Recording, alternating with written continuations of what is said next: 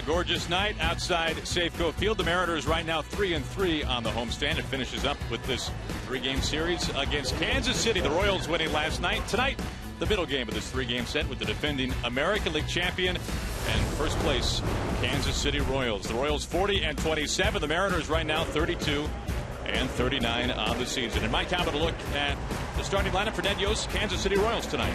#1 hitting team in the American League, and leading things off, it'll be Escobar. Good night for Escobar last night. A couple of base hits in the game. You see 3 for 4, an RBI, scored a run. Moustakas off to a great start for Kansas City this year. .328 average for him.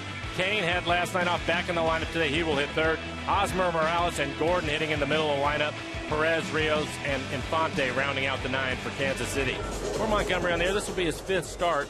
In 26-30, has 12 strikeouts, 8 walks. Opponents hitting .224 against him. Again, good fastball in the low 90s. You're going to see his changeup quite a bit. It's been an effective pitch for him. He will also pitch inside and mix in a curveball.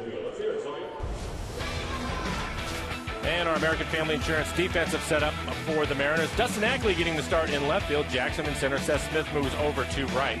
Seager, the third baseman. Miller and Cano playing at the middle. Logan Morrison at first, and Mike Zunino will do the catching. So Mike Montgomery all ready to go, facing the team that drafted him in the first round back in 2008. Facing Alcides Escobar.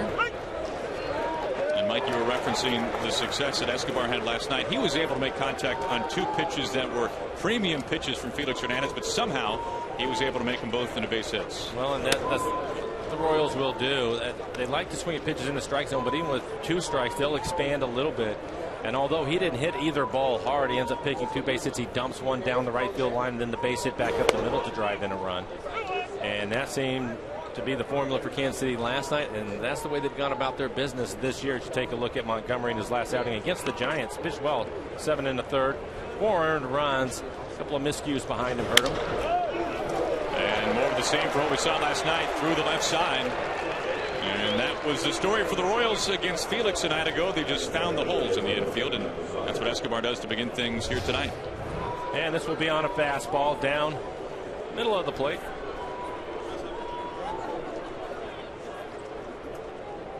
And right off the end of the bat.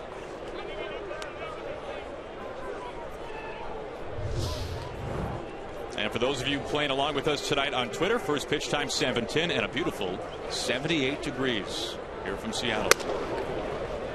It brings in Mike Moustakas in the midst of a 7-game hitting streak.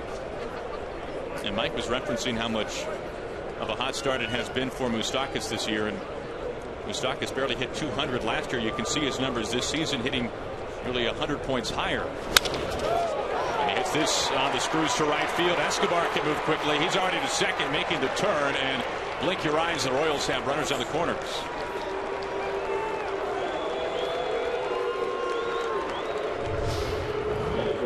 Again, another pitch. It's fastball. It's down, but in the middle of the plate.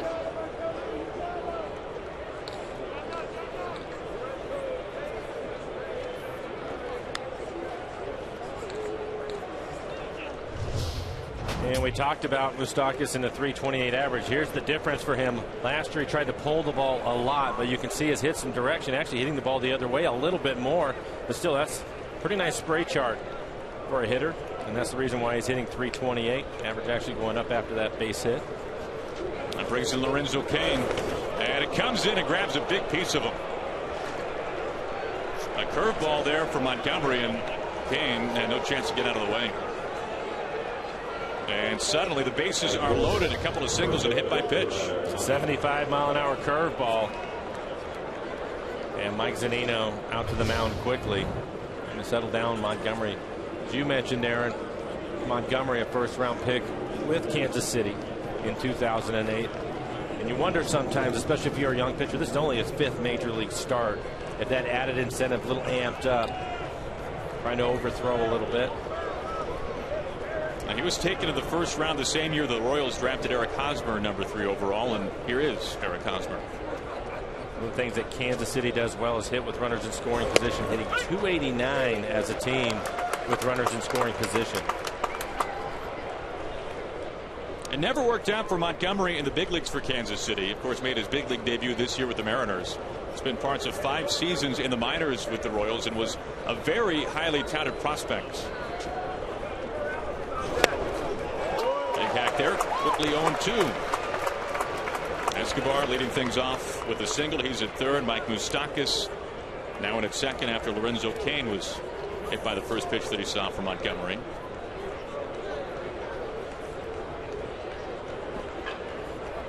Base is full, nobody out. And some good movement, but just a little inside. And of course, Montgomery went from Kansas City on to Tampa Bay. He was part of the James Shields, Will Myers deal.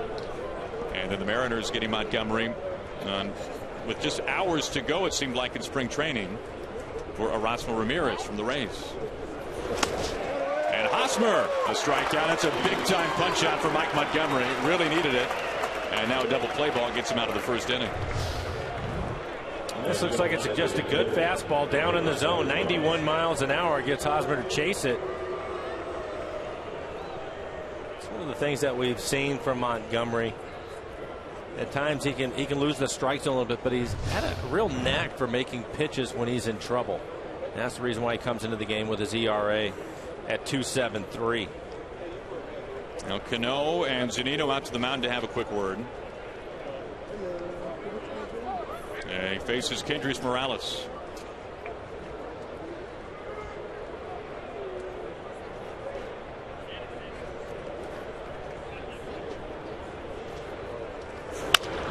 Right side, Logan Morrison only played down to second base. To first, Montgomery on the receiving end. That is a big time double play, and Logan Morrison gets it started. That was not easy.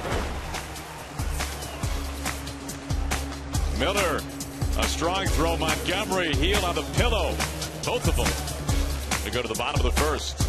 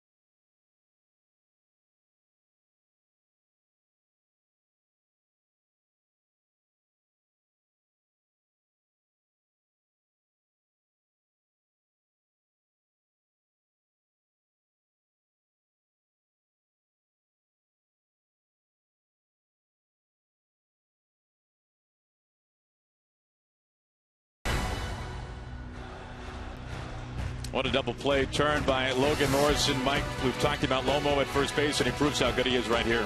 Well, he really, the only play he had was to go to second. What he did well, Aaron, and you and I were talking about it at the break, was he was able to clear a lane to the inside path to throw a little bit wide to second. And Brad Miller, a strong throwing arm, but what a job by Montgomery, having to catch the ball and basically feel for where the base was. He wasn't looking down. He wasn't sure where his feet were at. But again, making big pitches when he's needed to. And that was pretty fancy right there. Bases loaded, nobody out, and he gets out of it. That's impressive. And here is Logan Morrison leading off the bottom of the first. He has never faced Jeremy Guthrie in his career. Guthrie now in his 12th season in the big leagues. Final year of his contract with Kansas City.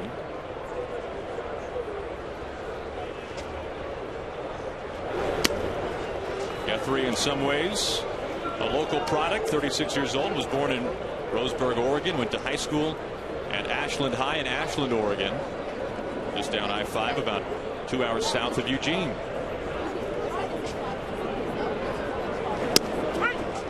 And it's 1-2 on Lomo. And for Guthrie, averaging right around 92 miles an hour, but at times he'll touch 94, 95 miles an hour.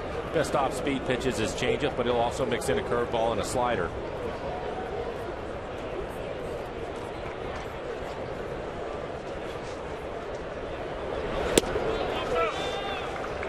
Mariners trying to get the offense going tonight. They were really hogtied last night by Joe Blanton, who featured a fine slider in game one. The Mariners are run on 2 hits. One of those a Cano homer. Into the shift to Infante for out number 1. And Mike having a look at tonight's Mariners starting lineup.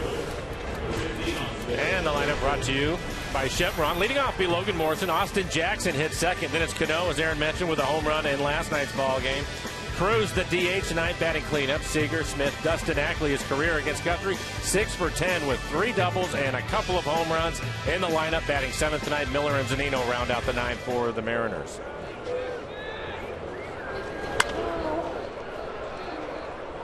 There are not many right-handed hitters in the lineup tonight against Jeremy Guthrie. You can see his numbers here. Well, you look at the numbers, the home runs. He's given up 11 home runs, and left-handed hitters hitting .325, and they have hit 9 of the 11 home runs. So Lloyd McClendon trying to get as many lefties in the lineup as he can. And that for good reason. See Austin Jackson, 1 for 4 last night, had a double with a line drive down in the left field corner. Really having a good month of June.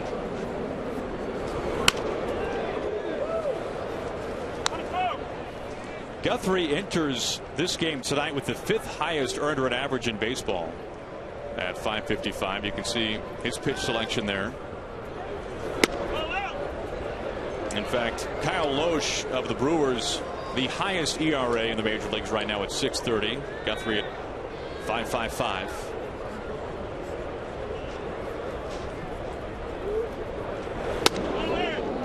Full count. Austin Jackson in the month of June hitting .296. He has 10 extra base hits, 8 RBIs, walked 6 times. It's in 19 games, so he's really swung the bat well this month. And he's down on strikes, a 94-mile-an-hour fastball. As we take a look at the Kansas City Royals defense. Brought to you by American Family Insurance. In left field will be Alex Gordon, the Gold Glover. Kane again had last night up back in center field tonight. Rios is in right. Moustakas at third base. Escobar and Infante playing up the middle. Eric Hosmer, the first baseman, and Salvador Perez will do the catching. 2 up, 2 down for Guthrie, now facing Cano, who has homered 3 times off of Guthrie over the course of his career.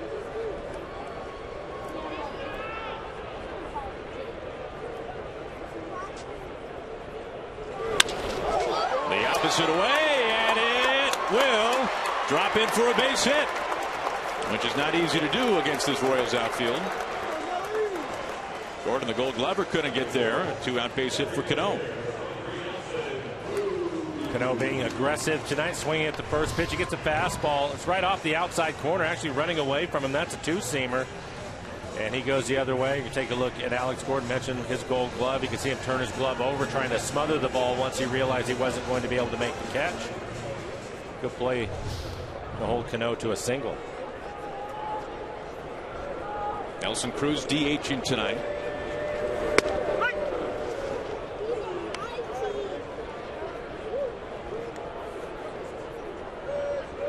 No Trumbo in the lineup tonight for the Mariners.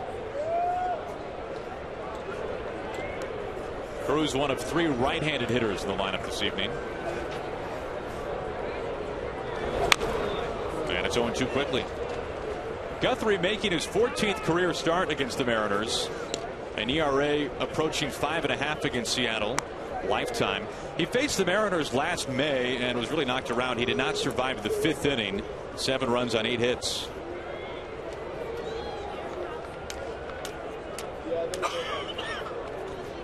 He made his first ever start against the Mariners back in 2007 when he was a member of the Baltimore Orioles rotation. Actually faced Felix Hernandez in that start. Hard hit grounder and gobbled up with a backhand there by Escobar. And that'll do it for the Mariners in the bottom of the 1st inning. We go to the 2nd. Mariners and the Royals scoreless.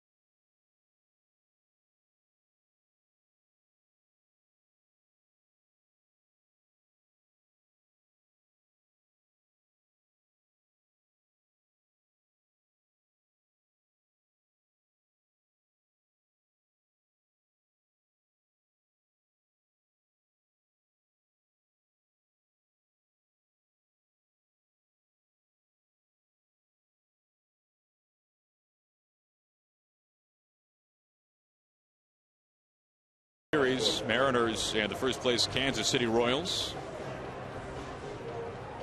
Mike Montgomery making his 5th start of the season for the Mariners. And if you go back to 2010, Team USA, the Pan Am games, well, a lot of Kansas City Royals. Danny Duffy, will see him tomorrow in Game 3. He's on the far left. Then you see Montgomery to Duffy's left, and Eric Hosmer, the Gold Glover, the first baseman Mike Moustakas on the far right, the third baseman for Kansas City Everett Teaford, the front row on the left, and then Tim Collins on the right. As this is a tough, sharp hop to Lomo, and Gordon is safe at first.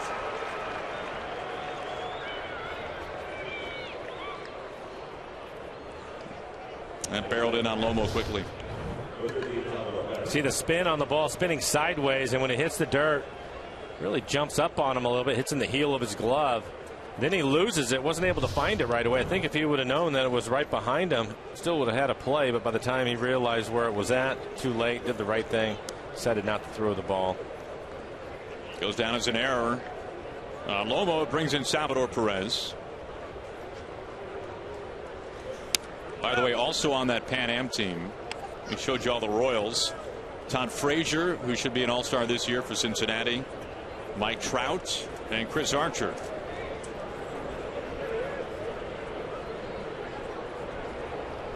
Not a bad group.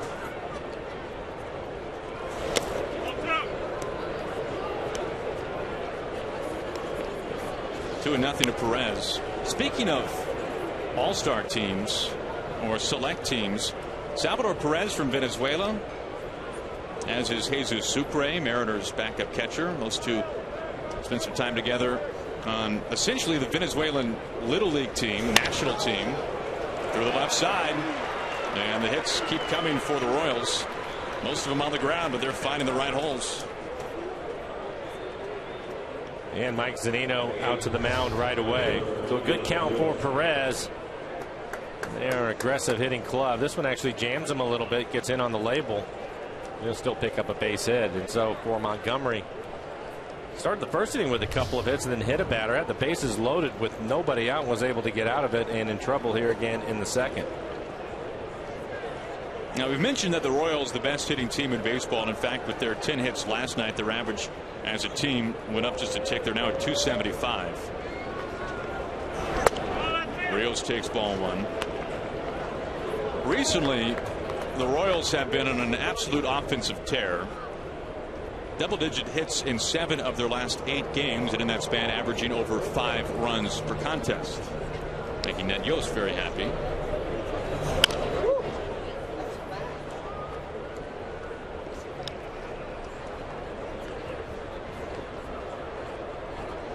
Royals fans are suddenly traveling very well, and an appearance in the World Series will do that for you.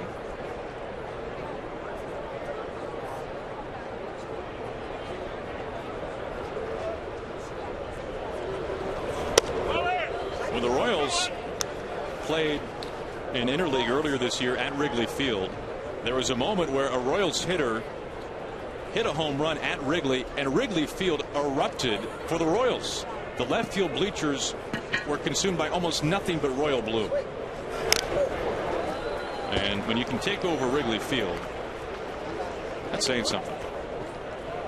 But Ned Yost has been overwhelmed by the fan support that the Royals have seen away from Kauffman Stadium this year. 2 on, nobody out. Montgomery in a jam once again. Was able to work out of it in the first. And he gets Rios. And strikeout number 2 for Montgomery. And that looked like the changeup. Talked about it in the first inning. He has a knack for making quality pitches. There you see the circle change. Good look at our Alaska Supermo. He's well out in front of it, but he's done that quite a bit. Again, this is just his 5th start. He typically has been able to work his way out of trouble. And that's not easy against this Royals club. Again, hitting .289 with runners in scoring position. That was interesting. So many things to like about this Royals club, and they're fun to watch. But against left-handed starters this year, they're 10-12. Against right-handed starters, 30-15. 15 games over 500 already against right-handed starters. A couple games under against lefties. And it's surprising because they have some quality right-handed hitters in their lineup. Escobar, Kane, Morales, a switch hitter, having a good year hitting right-handed. Perez, of course. Absolutely. 0-2 on Infante in the midst of an 8-game hitting streak.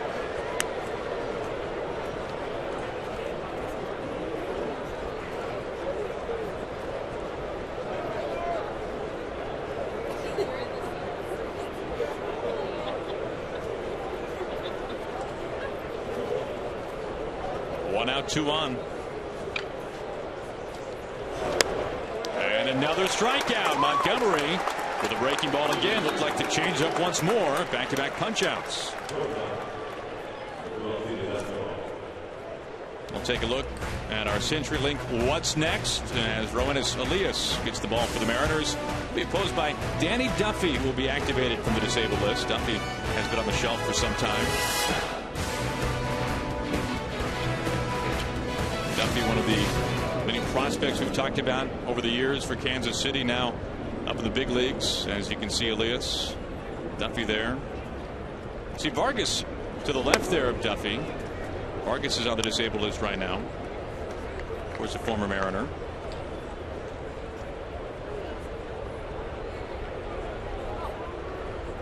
Ball 1 to Escobar.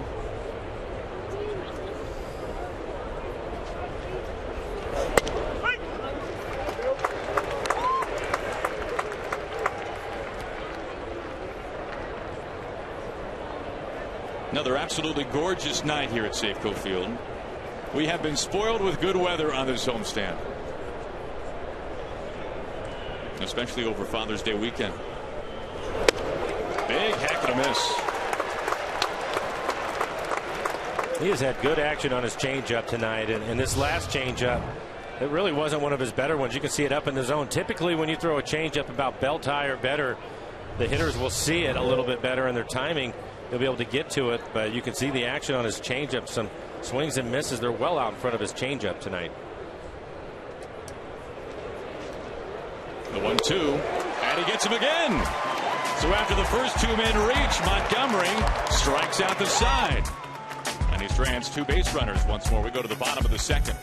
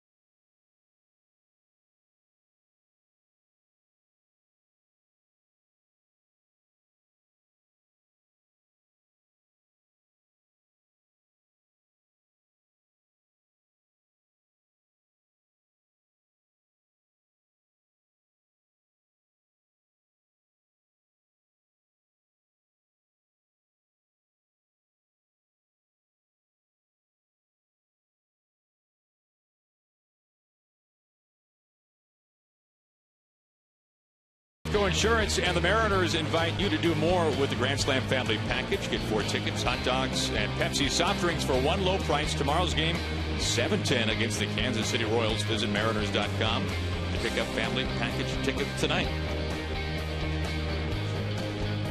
Beautiful shot there of Puget Sound. What a night to be out on the water or at the ballpark. Kyle Seager leading things off in the bottom of the second inning. We mentioned earlier that Guthrie has a pretty lofty earned run average, and one of the main reasons why came earlier this year on Memorial Day at Yankee Stadium. Guthrie, unfortunately for his sake, turned in what has gone down as truly one of the worst starts in the history of Major League Baseball. 1 inning, 9 hits, 11 runs, and 4 homers. So that has certainly ballooned his ERA some, as you might imagine.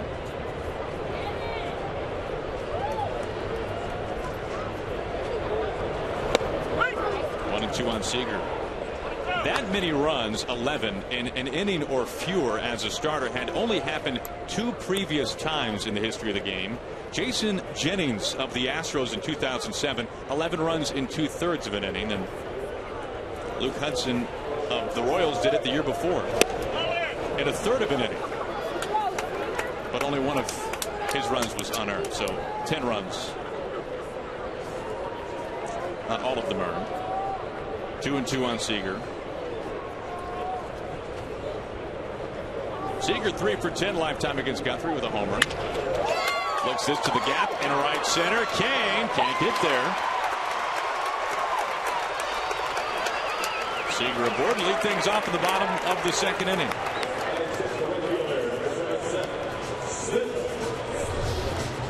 Take a look at the swing by Kyle in our Alaska Supermo. He gets a fastball. It's actually away from him, out in front of it a little bit. Oh, that's a changeup. See it right there. That's a changeup out in front of the changeup, but able to hit it towards the gap. And Aaron, you said it in the first inning. The Kansas City outfield covers a lot of ground, and the big reason why is Kane in center field. One of the better center fielders you're going to see.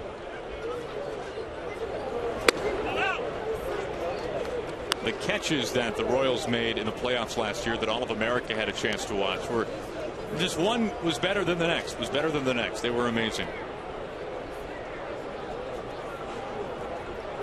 Zach Smith, good numbers. You just saw him there against Guthrie.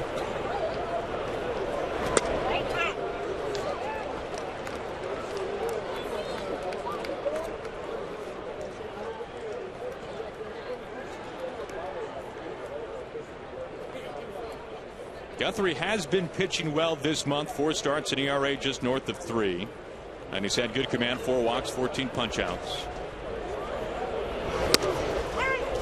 Perez, a snap thrown out at first base. Salvador Perez on the season, 1 pickoff.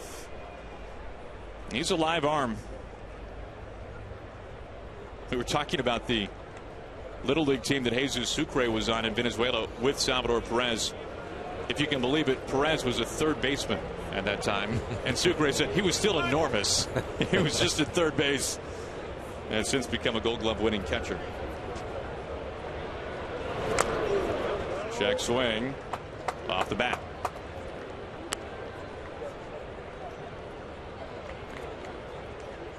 He really does everything well. Obviously he can hits for power, but the job that he does behind the plate is exceptional. Kansas City, really good pitching staff. I think you have to give them some of the credit. They are 3rd in the American League in ERA.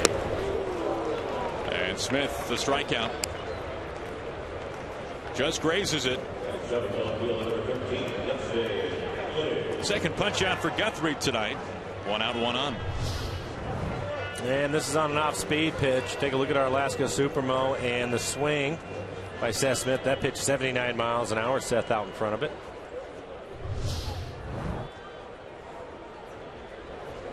Seager at first base with the single. And here's Dustin Ackley.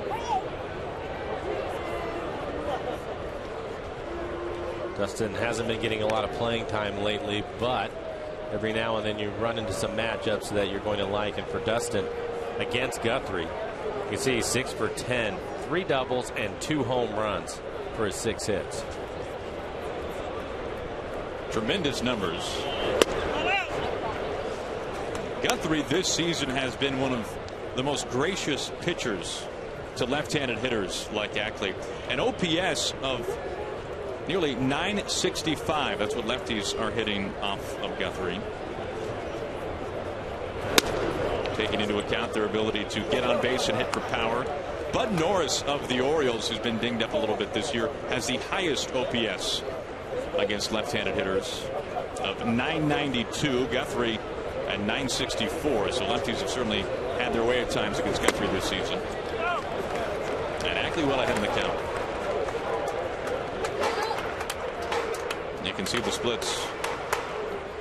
Mike mentioned the 9 home runs left-handed hitters have off of him.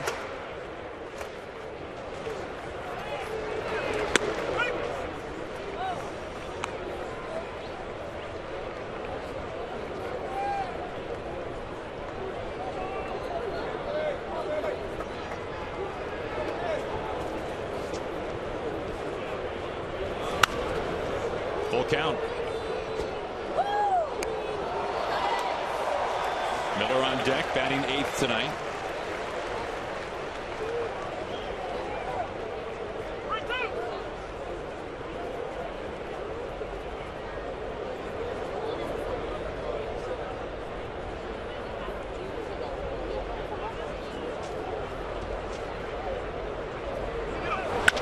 Ackley clobbers it to right field. Rios having to pick up some speed. He can't get there. And a ground rule double for Dustin Ackley. Bad break.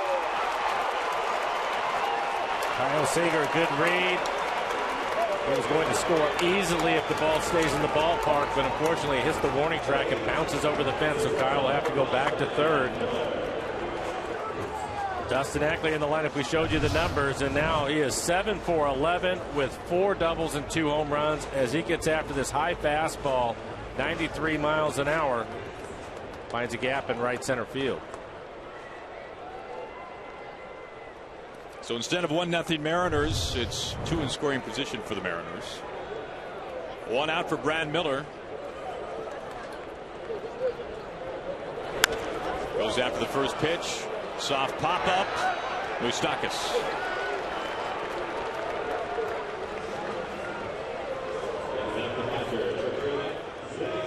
And now 2 outs for Zunino.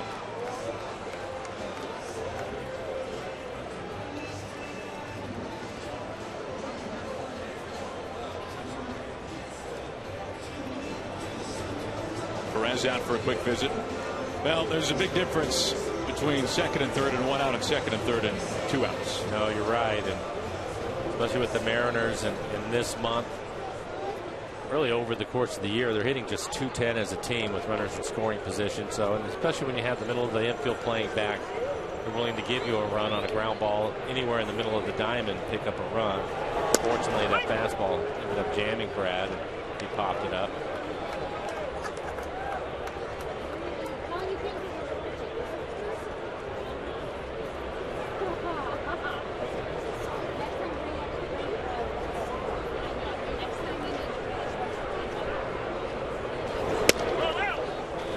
Outside, 1-1.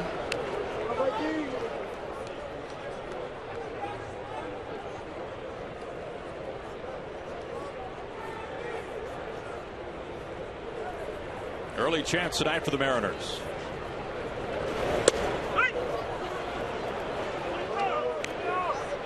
Close pitch there to make it 1-2. It was Seager with a single to lead things off, and out later Ackley the ground rule double.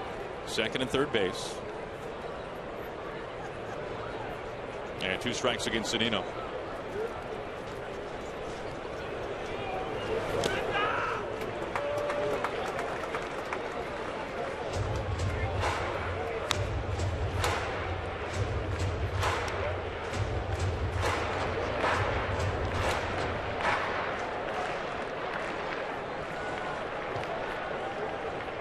The Mariners scored first last night with Cano's homer, but the Royals rallied from there. And Zunino down on strikes. A lively fastball from Guthrie. And that'll be it for the Mariners in the second. They stand 2 in scoring position.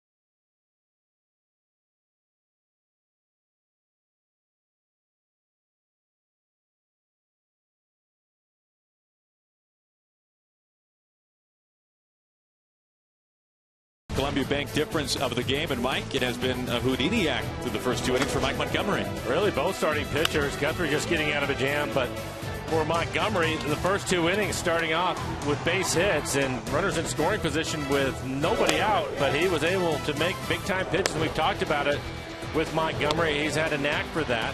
Good curveball right there to end the 2nd inning. And so far for the Royals, they're a club that has really hit well. I've mentioned at .289 with runners in scoring position, and they're 0 for 5.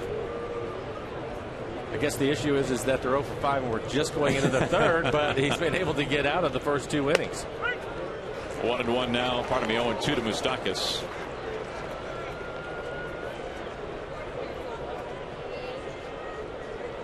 And good splits for him. 30 pitches, 20 strikes.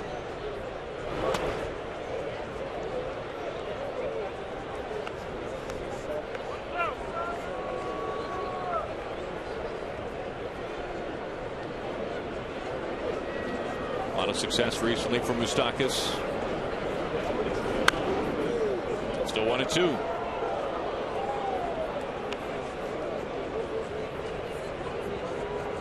Now, we showed you the spray chart earlier for Moustakas, who really in some ways is going to left field slightly more than going to right field. And that was a huge emphasis, Moustakas said, for him during the offseason.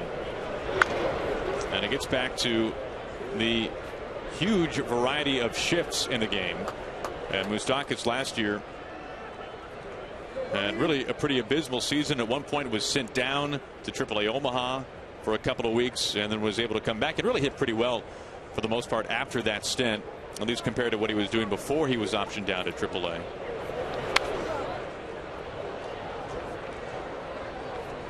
But Dale Swaim, the former Cubs manager, now the hitting coach for the Royals, asked Moustakas after the season was over with, what's the one thing you want to work on this winter? And he said, well, it's obvious. It's beating the shift. And Moustakas has not really wanted to give away too many details as Gibson gets dropped. Greg Gibson, tonight's home plate umpire, veteran umpire, lots of postseason experience. Well, let's take a look at it. 88 miles an hour. Mike was set up down and away, and that ended up up and in, and it catches him right in his face mask.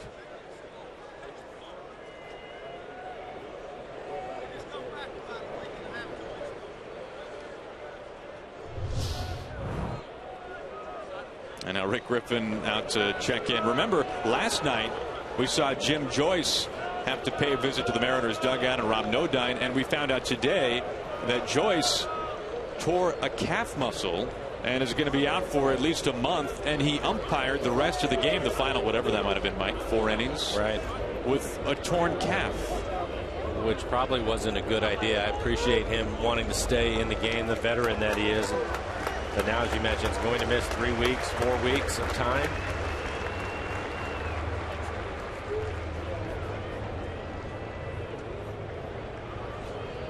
And Pat Holberg, the second base umpire, you can see him there. He replaces Joyce.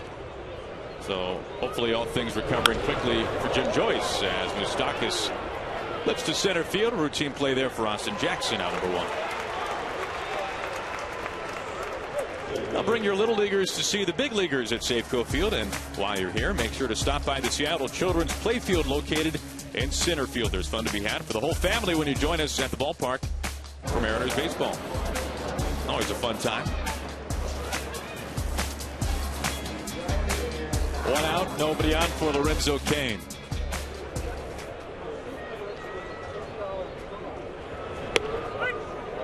First time Montgomery tonight has retired the leadoff hitter.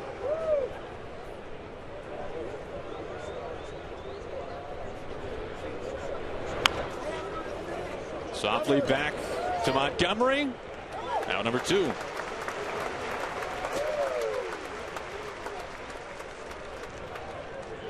Two up, 2 down. That brings in Eric Hosmer.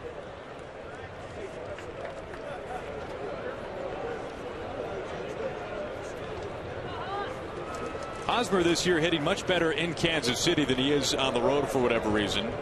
3 1/4 at home and just barely 260 away from Kauffman Stadium.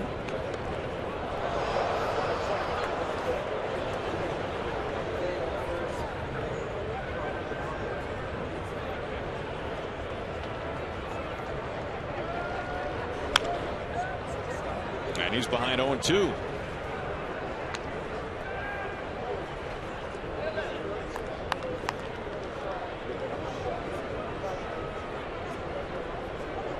Montgomery had to deal with a lot of traffic on the bases the first 2 innings, but a chance for a 1-2-3 third.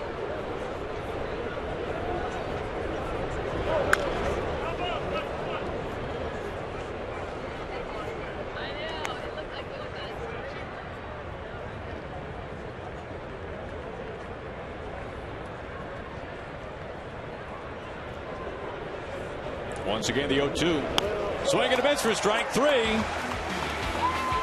Uses the breaking ball, and with that, that's strikeout victim number 5 for Mike Montgomery.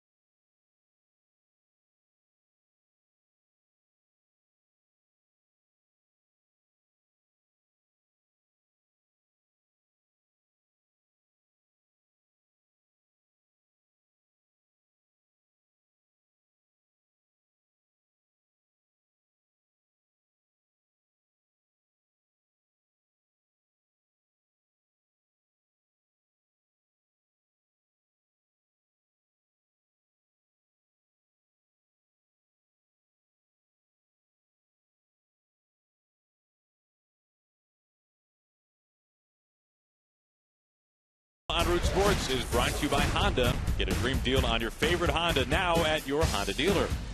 By the Washington State Department of Labor and Industries. When you're choosing a contractor, hire smart. Go to protectmyhome.net. And by Raritan Maserati of Kirkland. Eastside Service, the absolute opposite of ordinary. Busy night on Alki. As we go to the bottom of the 3rd. Logan Morrison leads things off. Kansas City will have the shift on with Logan hitting. Logan grounded out to second his first time up.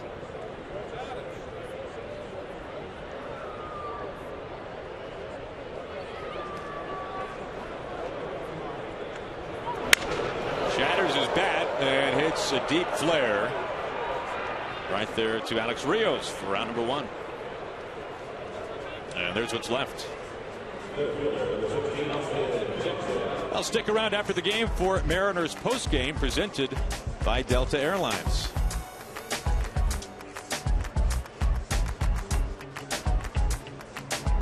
One out, in steps Austin Jackson. Jackson has seen Guthrie plenty of times over the course of his career, but now 6 for 30. So not great success against Guthrie.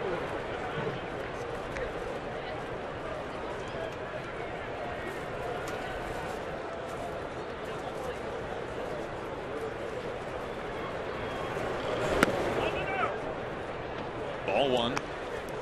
Mariners right now 3-3 on the homestand, and really for the better part of about 40 games, the last 40 games or so, the Mariners have been playing about even Steven ball, right around 500.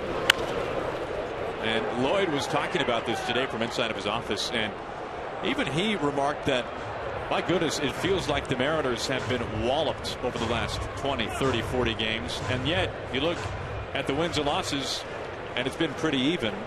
Unfortunately, the losses lately for the Mariners have been in somewhat devastating fashion. 2 hits, blowout losses, whatever it might be. But the Mariners have sneaked in about as many wins as losses, albeit.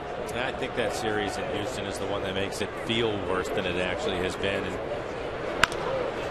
you know, if you think about it, if it's 40 games, Aaron, that you're talking about, and they're at 500, you go back and you look at the caliber of teams they've been playing and the pitching that they've been facing. I think that's pretty good. The trick is going to be is when the schedule finally turns and you start playing teams that are under 500 and have struggled in it. Can you take care of your business against them and start to make up some ground? Backhanded by Escobar. Picked by Hosmer. Out number 2.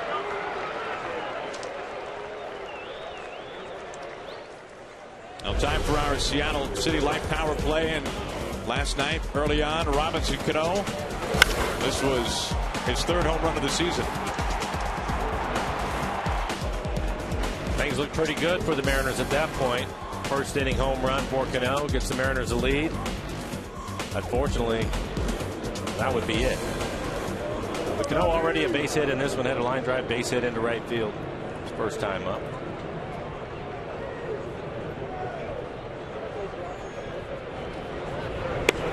Now, Mike, you talk about good competition, and this homestand is the perfect example.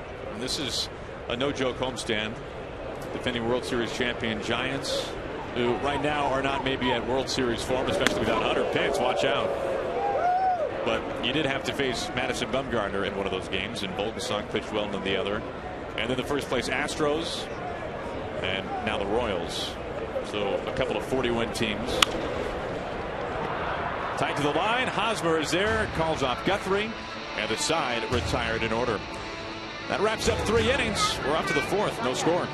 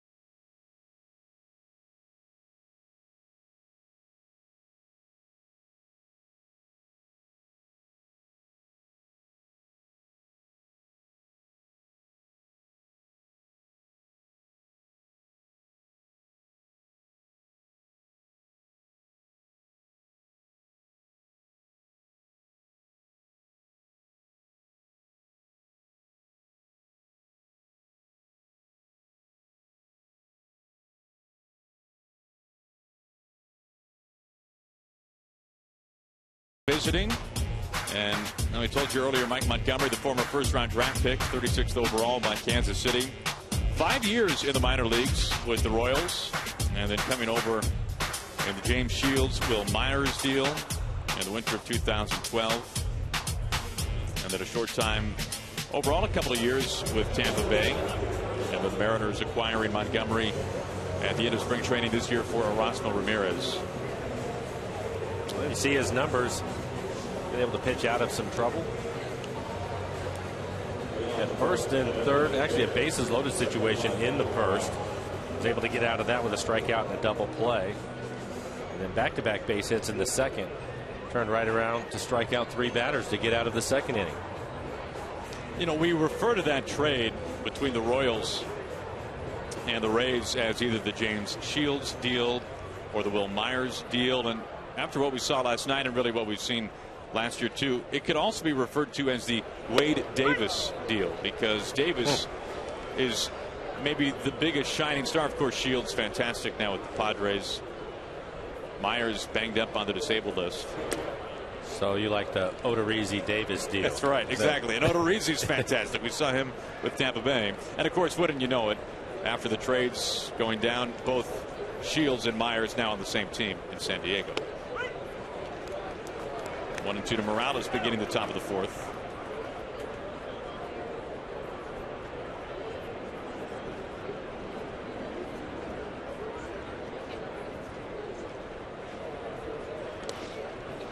I don't know about you, Mike, but when I see Kendrys Morales, especially here at Safeco Field, I can only think of the man who smoked a pig at Safeco Field.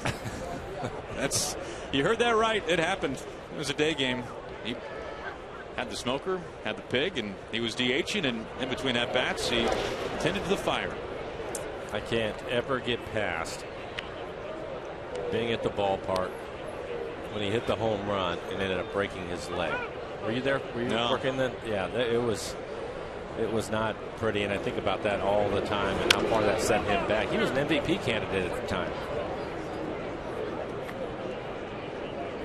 Some fantastic seasons with the Angels. That was a walk-off grand slam when he hurt his leg. Team waiting for him at home plate, and he hit home plate, ended up breaking his leg. Floating foul. Logan Morrison chasing and able to make the catch. Nice work by Lomo. 1 out.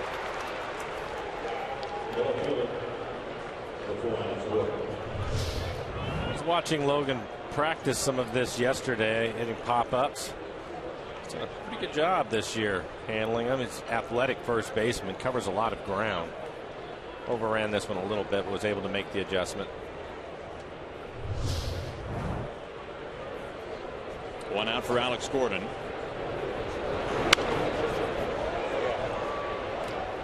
In fact, talking about Morales, Mike, in that walk-off grand slam with the Angels, it reminds us of when he hit a walk-off home run with the Mariners, and as he was coming down the line for third base, he slowed down and very gingerly, almost with just one toe, stepped on home plate as if to say, I'm not going to make that mistake for the second time. I don't think you can blame him, can you? Not at all.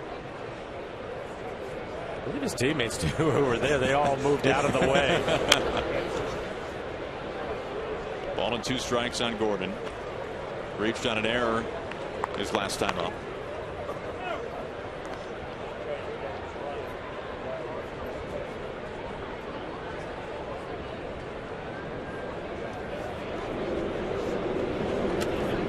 Strikeout number 6. And the breaking ball again. And we've seen him throw that changeup both to righties and to left-handed hitters tonight. This copyrighted telecast is presented by authority of the Seattle Mariners and may not be reproduced or retransmitted in any form. And the accounts and descriptions of this game may not be disseminated without the express written consent of the Seattle Mariners.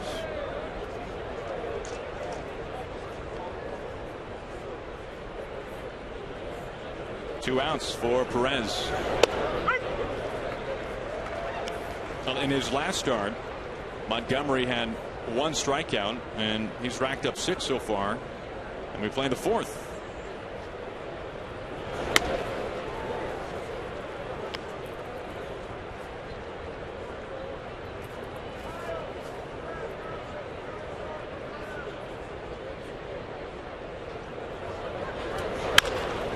To Brad Miller, couple of bounces. And a quick and tidy top of the 4th for Mike Montgomery, who has held the Royals scoreless over the first 4 innings. We go to the home half.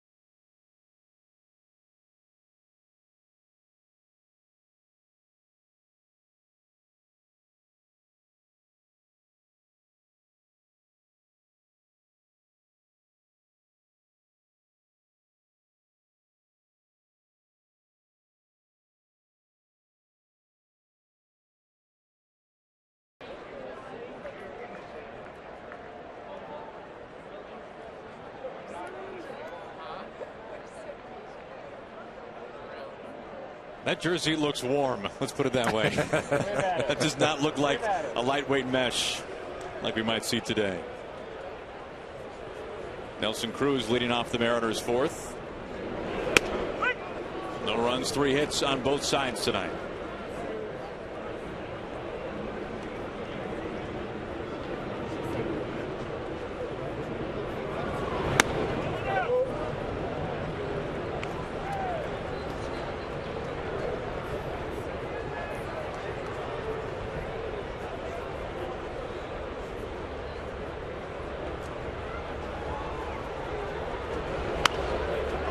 Two.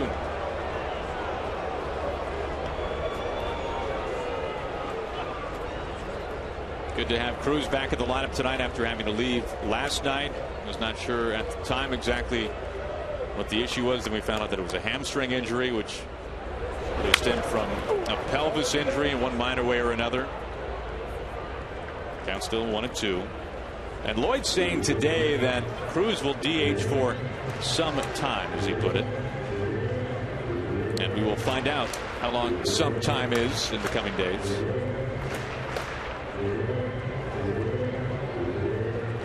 But Cruz really saying that for the most part he is back to 100%. But as you might imagine, the Mariners being a little cautious.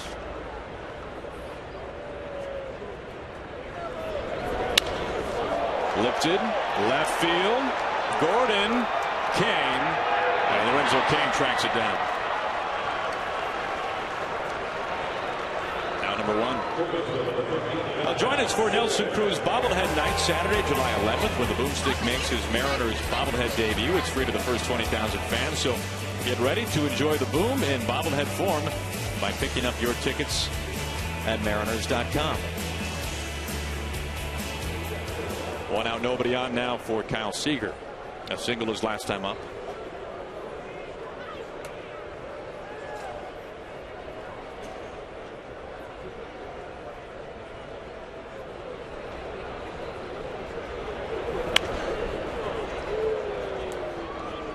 We mentioned that tomorrow the Mariners will face Danny Duffy, the lefty, coming off the disabled list. The Mariners will not be seeing Edinson Volquez, a new member of the Royals rotation this year, signing with Kansas City, and Chris Young, we talked about a little bit last night. Two starters the Mariners will not be facing, but they will see Duffy, a good lefty, tomorrow.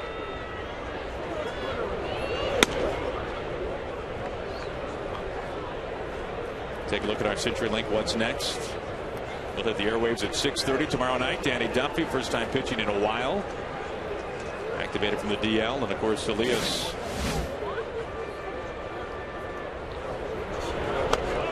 It really starts to wonder what you have to start to wonder a little bit when Iwakuma gets healthy, when Paxton gets healthy, Montgomery pitching well, Elias pitching well. There'll be some decisions that have to be made.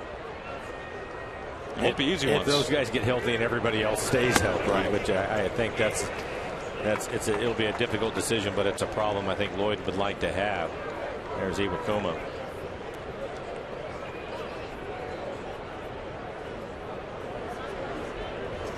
Seager ahead in the count.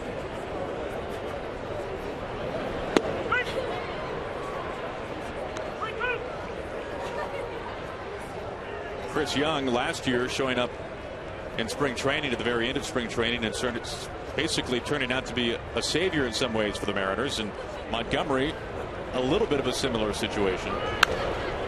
Well, really, with Montgomery, he's the easiest one, I think. You just go right away. You know, just the fact that he just came to the big league, just send him back. Sure. But he's pitched so well. That's what makes it hard. And Elias, you know, look at him, 3.5 ERA. Could easily have a couple more wins. He's 4-4 right now. His last outing was outstanding. And if he continues to build on that, it makes it difficult. And that's what you hope. That's what you want to have. One out walk. Seager reaching for the second time. A single, now a walk. First one tonight from Guthrie.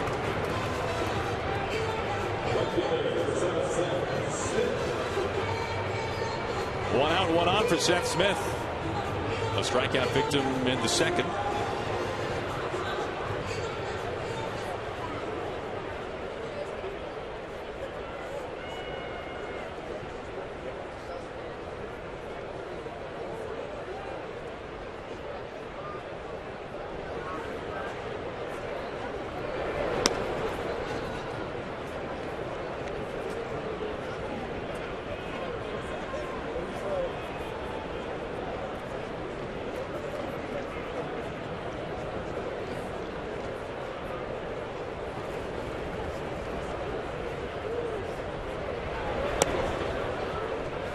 Smith ahead 2-0. He was able to get Seth out on the changeup. That was the strikeout pitch, and he threw another changeup right there, missed with it down. Seth in a much better count this time around.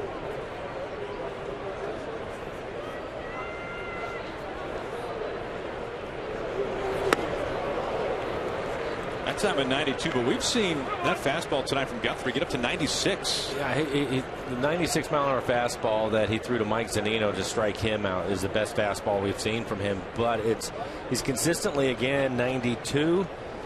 But at times he'll pop one in there 94, 95, and as a hitter, that's a big separation on the fastball when you're trying to, when you have 2 strikes and you're just trying to stay alive, putting that extra on it, being able to get it past some guys. Pop foul out of play.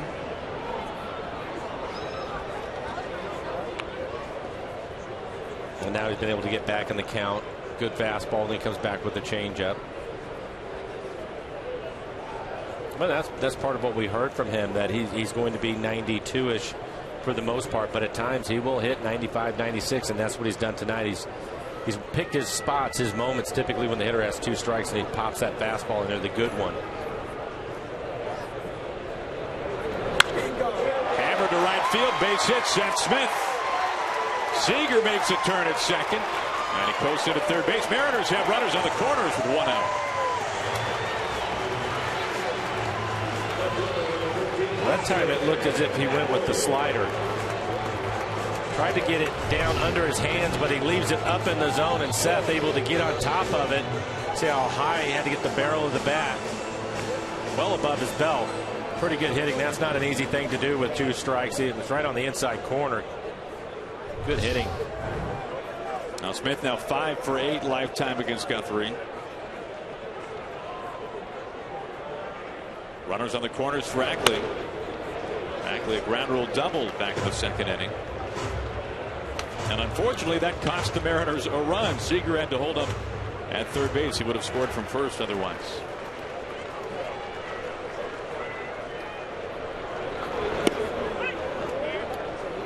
Curveball to make it 1-1.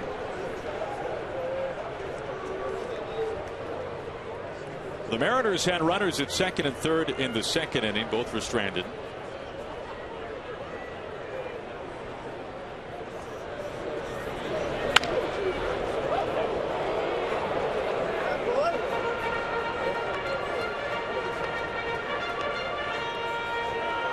But early on here tonight, the Mariners have been able to apply some pressure against Guthrie.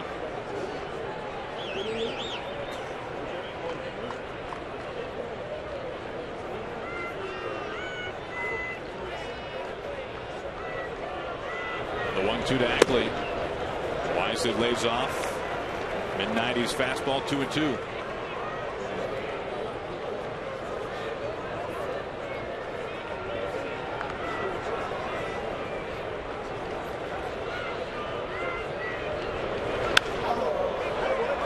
Waits back on a curve. He pops it up. Gordon coming in. He slides. He bobbles. And Seager has to go back to third base. Ackley is safe, and the bases are full.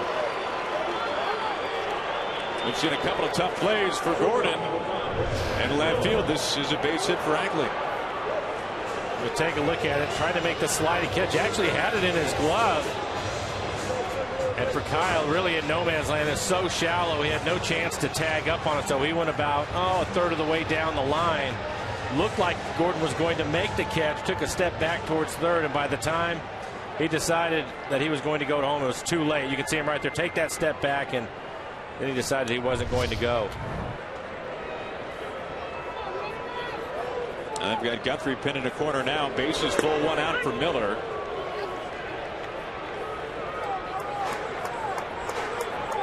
And making Guthrie walk a pretty fine line here in the 4th. Having to throw a lot of pitches. Already 71 pitches for him as he works here in the 4th. Watch out of the camera well. 0-2. Brad's first time up, 2nd and 3rd with 1 out. He's jammed on a fastball, popped it up to 3rd. Mariners were not able to score, and now he's quickly behind here. Seager at third base. Leadoff walk. Smith the single. Ackley the base hit. Here comes the 0-2 inside.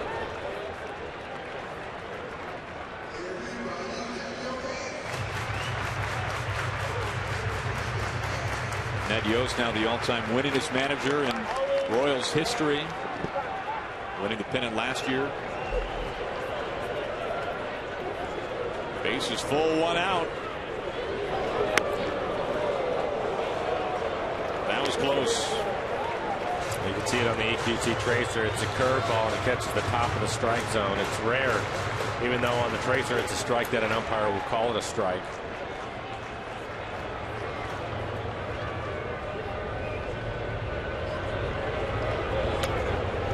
Why is that, Mike?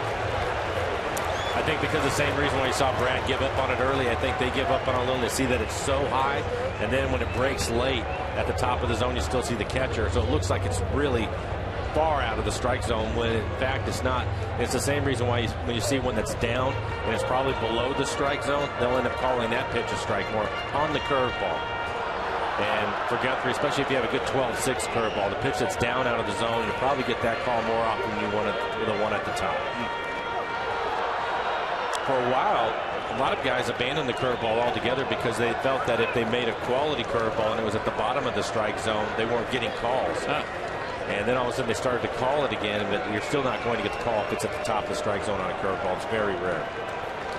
Base is loaded up for Miller, and the payoff pitch.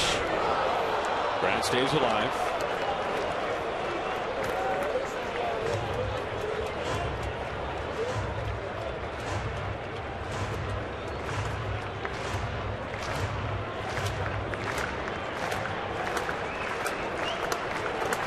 Mariners really making Guthrie work here in the 4th.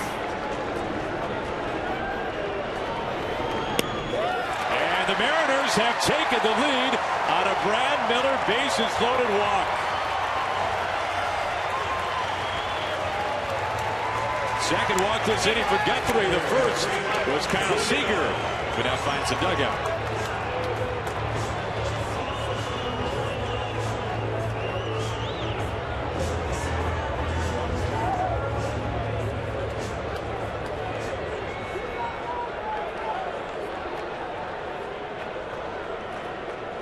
Mariners strike first tonight. Everybody up the station. Here comes Zunino.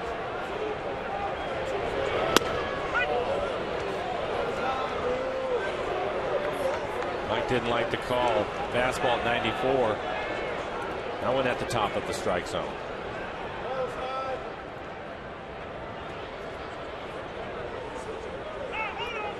Now that fastball that Mike said was Guthrie's best of the night was to Zunino, 96.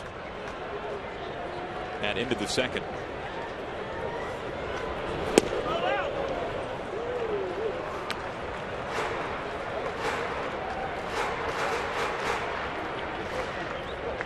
A lot of pitches this inning for Guthrie.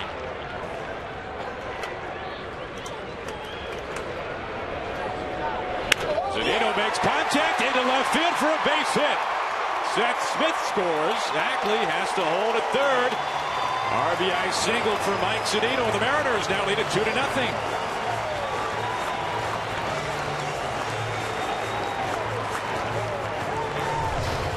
Well, another fastball trying to get in on his hands. He's able to jam him. Mike is strong. Fights it off into left field. 93 miles an hour. So the Mariners going station to station. Already a couple of runs, still 1 out. And for Guthrie, working here in the 4th, already 80 pitches in the game. They've added the pitching coach out to have a brief chat. Well, this has been an issue for the Mariners. Bunching base runners, bunching hits. And the Mariners, a couple of walks, 3 singles, and 2 runs in. And Guthrie's still in a lot of trouble because now you turn the lineup over. He's already thrown 32 pitches here in the inning. Ground ball. Escobar, jump throw to second. They'll get 1 out to first, not in time, and a run in. Ackley scores, 3-0 Mariners.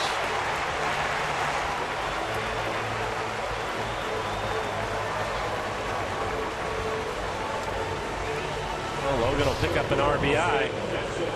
Take a look at it. Escobar, the shortstop, was playing right up the middle, so he had to go back ranging to the backhand. Infante, the second baseman, not able to get much on that throw. Logan runs well, able to beat it out, pick up an RBI. And steps Austin Jackson. Escobar cut off there by Moustakas. And that'll end the fourth. But the Mariners grabbed 3 runs. And through 4 innings, the Mariners lead 3-0.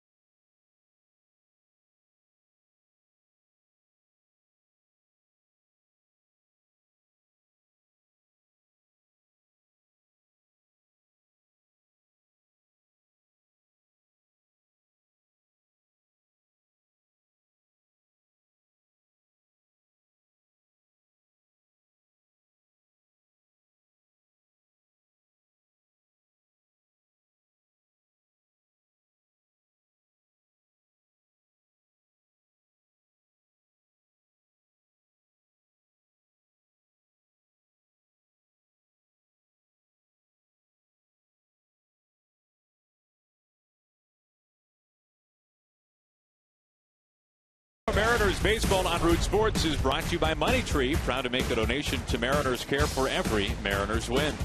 By Jack in the Box, taste the new black pepper cheeseburger today only at Jack in the Box. By Geico, 15 minutes could save you 15% or more on car insurance. And by CenturyLink, your link to what's next. They never quite know what the Moose will be up to, but he looks like he's in charge. Alex Rios leading off the 5th for the Royals.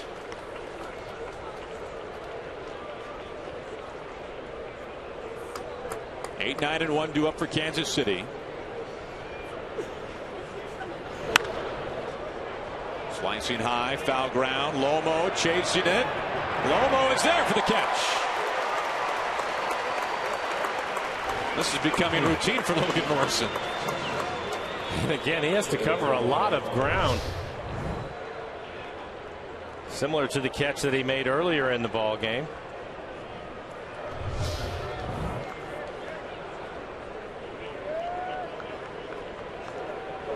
Really done a good job on that play this year, going down, because you have to look back over your shoulder, and most of the time when the ball in these major league stadiums are hit in the air like that, they'll typically start to come back towards the field of play. He's really good at making his adjustments to make the catch. He moves well. Quick out number 2, Infante finds Kyle Seager. 2 outs on 3 pitches. You can see second time through the lineup. Awfully productive for Mike Montgomery as they go back to the top. So here's Escobar for the 3rd time, leadoff hitter for Kansas City.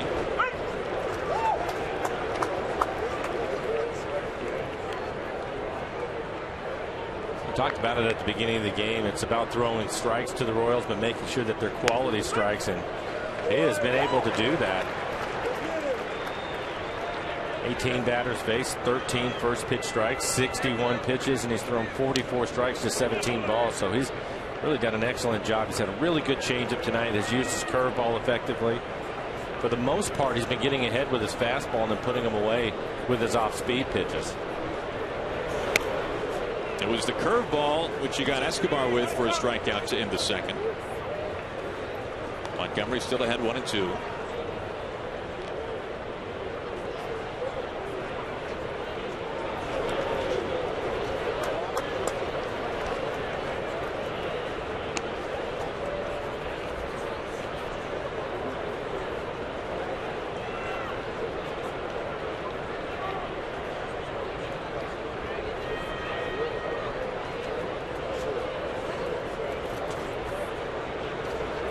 Montgomery's 2-2. Right there to Brad Miller. And the side is sat down in order by Mike Montgomery, who has sat down the last 12 Royals hitters in a row. Robinson Cano getting set to lead things off in the bottom of the 5th. And then Cruz and Kyle Seager. Everybody due up for the Mariners when we go to the bottom of the 5th inning.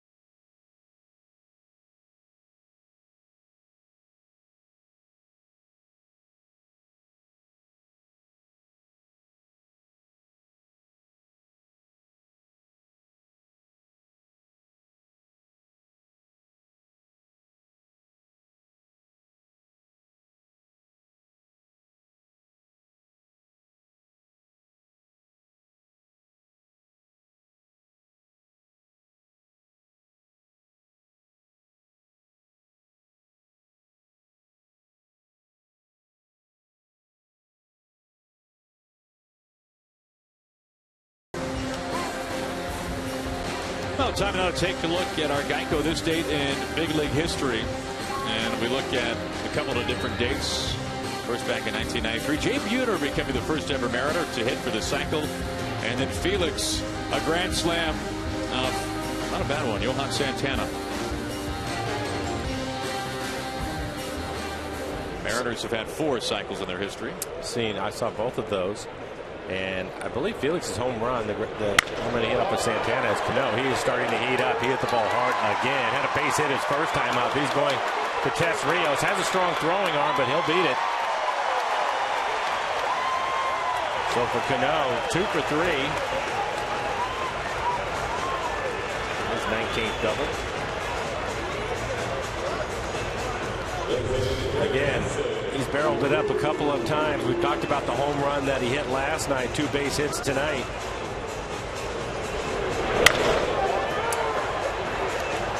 And I think the thing with him right now that you have to like, because we saw the base hit the other way, but last night the home run out to right center field, that went down the right field line. He's starting to turn on the fastball, so he's getting in a much better position. But for Jay, well, Felix, his home run, I believe, was to the opposite field, which was impressive. You're right. And for Jay, I believe it was an extra inning game for him to get the cycle, and he had to get the triple. And I can remember him diving into third base. I wasn't sure he was going to be able to get up off the ground. Slicing to center, Kane. Out number 1. Now, one of the things that makes that grand slam for Felix interesting, homering off Santana, a countryman, a fellow countryman, both from Venezuela. And of course, this year Felix passing Santana for the most strikeouts ever by a Venezuelan-born pitcher. And so you're saying that Buhner's had some extra at bats in that game, then, Mike. Well, it was extra innings, so let's see, a 14-inning game. Think about it, 14 innings, and then he gets the triple. 4 for 7. It was really tired. It was really tired. That was the first in Mariner history. Alex Rodriguez hit for the cycle in '97. John Olerud in 2001. The last was Adrian Beltre in 2008.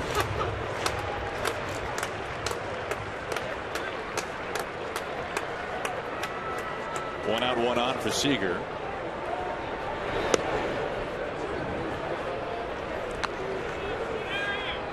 Cano's double, the 19th, his 19th of the season. That leads the club. Leads the team in doubles with 19.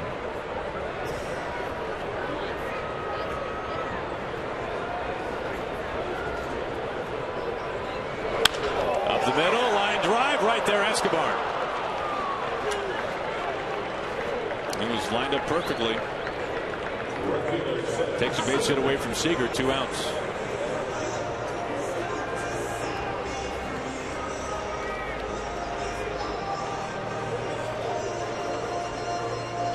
Now Seager gets bit by one thing that Seager does so well himself, and that is line up in the right position. Right, and I think it's something that we were all talking about before the game and the shifts, and I was talking to Curtis Wilson about it, and Curtis said something to me that is true. He said, when's the last time you saw a Mariner get a base hit up the middle? It's rare because the shortstop is always standing there, or the second baseman. And that's a good example of it. That ball right back up the middle, and Escobar barely had to move at all. And you can see him again playing up the middle.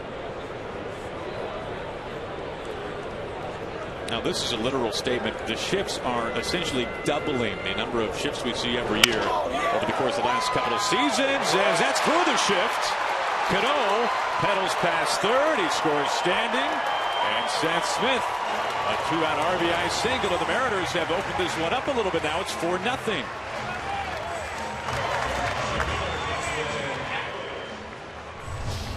Off-speed pitch, 87 miles an hour. Looks like the changeup. And Seth able to get just enough of it out of the reach of Infante, who was playing deep. Wasn't able to get to it. Well, this is something you'd like to see more of, Aaron. And really in this game, the Mariners come out and they scored the 3 runs in the 4th. But you have to like the fact that Mike Montgomery goes right back out there, a 1-2-3, and get the guys back in the dugout, swinging the bats, and now they're able to add on to it. That's key. Dustin having a good night. 2 for 2 with the double, run scored. Easily could add an RBI on his double. It hit the warning track out in right center field. Kyle Seager was on first base, would have scored easily, but unfortunately it bounced into the stands, so Kyle had to go back to third.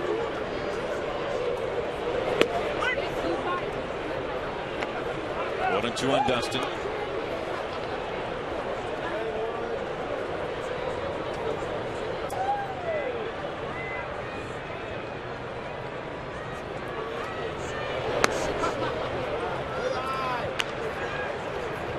The Mariners have put together some long innings in this one against Guthrie. You can see his pitch count nearing 100 already. 2 outs in the bottom of the 5th. Ackley stings it to right field. This is thumped. Does it have enough? Just over the line for a home run.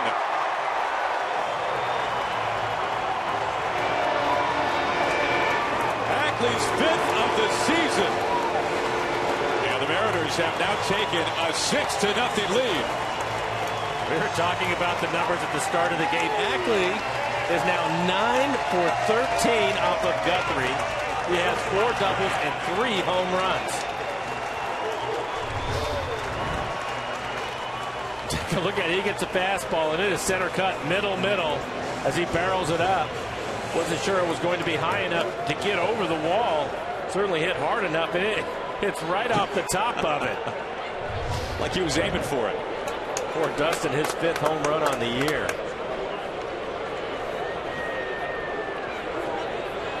Now Guthrie has now given up 12 homers this season.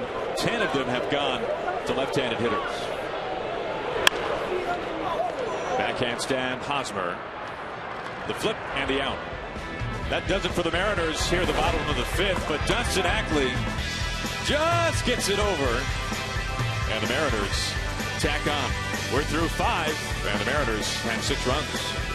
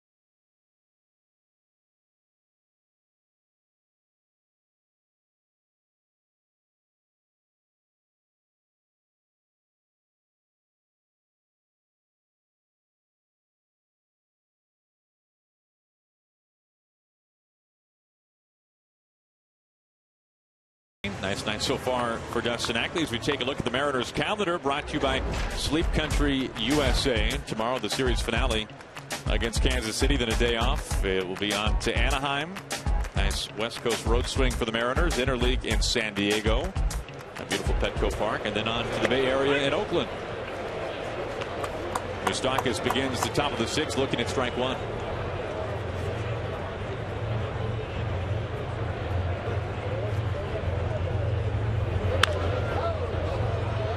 Guthrie at this point tonight looking like he may be near the end of the road. Luke Chambers, warming up in the bullpen. Guthrie at about 100 pitches and has given up 6 runs. Has been knocked around. 6 runs on 9 hits.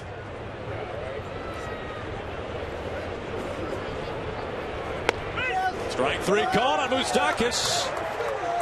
Mike Montgomery continues to add on to what has been a career high strikeout night. That's number 7. And he makes quick work of the Moose.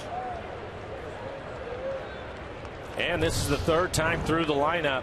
We talked about earlier, getting ahead with the fastball, putting him away with the off-speed pitches. This time, it's just a good fastball right on the inside corner. So switching things up a little bit, 3rd time through the lineup. Kane diving after the first pitch. He had last night off. First time we're seeing Kane in this series. MVP of the ALCS last year.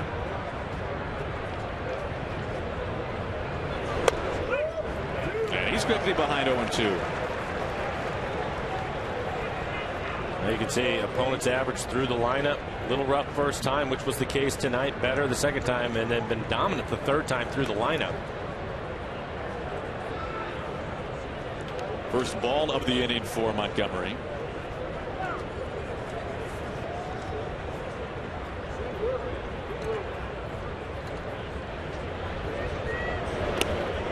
He goes around. Make it strikeout number 8 tonight for Mike Montgomery. And he gets him with the changeup. Back-to-back strikeouts to begin the top of the 6th. There you can see the grip, circle change. It's really been a great pitch for him tonight. Hosmer on the ground to Cano. And that completes the top of the 6th. Mike Montgomery in an absolute groove has sat down the last 15 Kansas City Royals that he's faced, the best hitting team in baseball.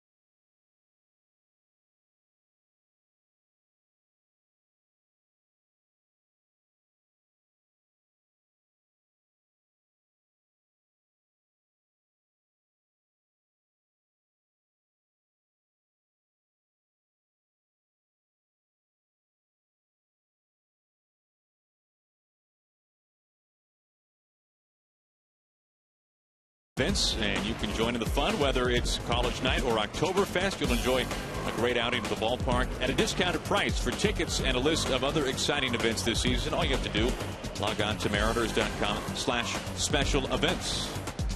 Always a fun night at the ballpark. One of the most beautiful ballparks in baseball, no question. It's on to the bottom of the 6th inning, and the Mariners have knocked Jeremy Guthrie out of the game. After 5 frames, they tagged him for 6 runs, and the Mariners now looking at Luke Hochevar. It's Mike Zunino to begin things off.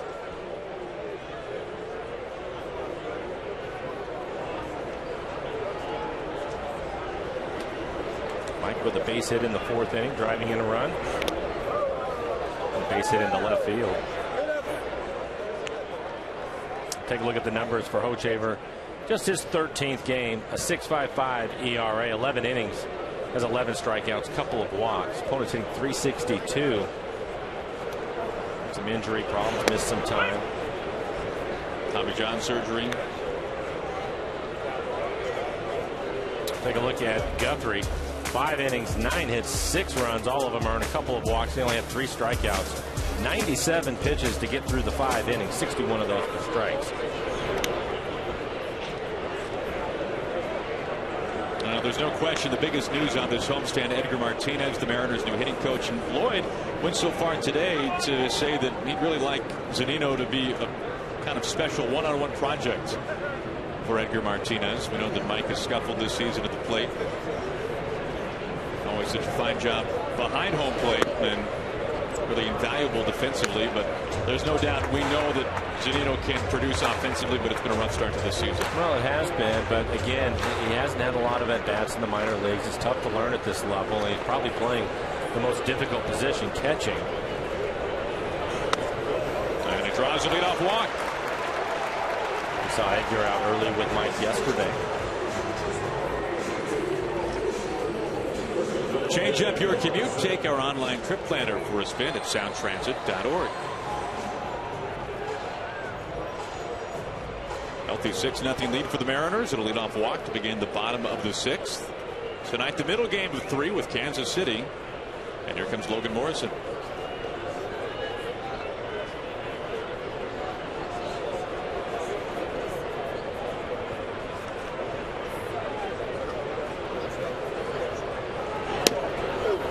Logan from Kansas City. Makes his offseason home in Florida these days, but grew up very much a Royals fan. And he said that right when he was becoming kind of a conscious baseball fan, George Brett was just finishing off his career. But Carlos Beltran, when Beltran had his days with Kansas City, that's when Logan was becoming a fan of baseball. One of the names he remembers the most. Inside, watch out, gets away, and Zunino can easily trot into second base. Wild pitch.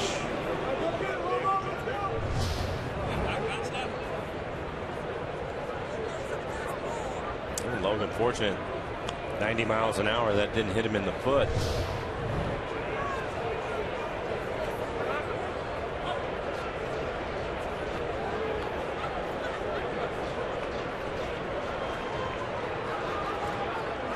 He has a good count, so if he can get a pitch that he can pull to the right side. So if he makes it now, to be productive and move Mike up to third base, take advantage of the wild pitch.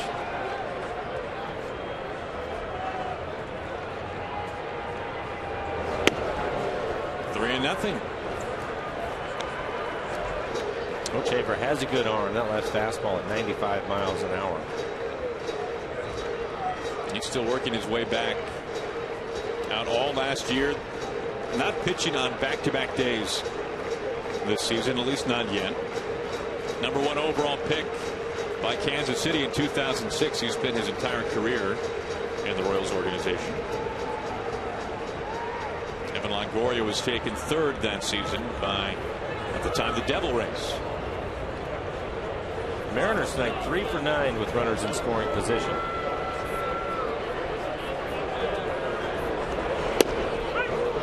And a strike to make it 3-1.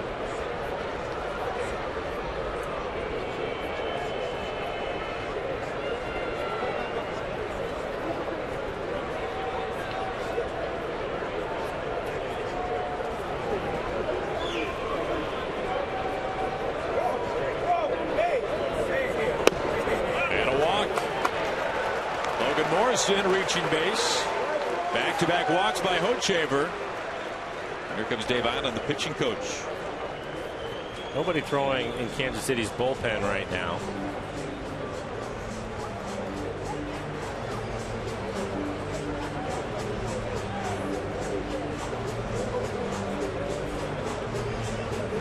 Hochevar this season had only walked 2 batters, and he has walked the first 2 here in the Mariners' 6th inning. In steps Austin Jackson.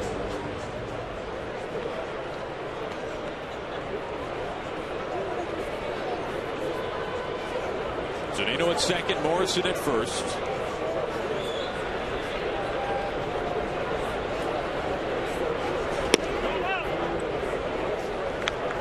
No, not many strikes at all. In fact, only 1 so far from Hochevar.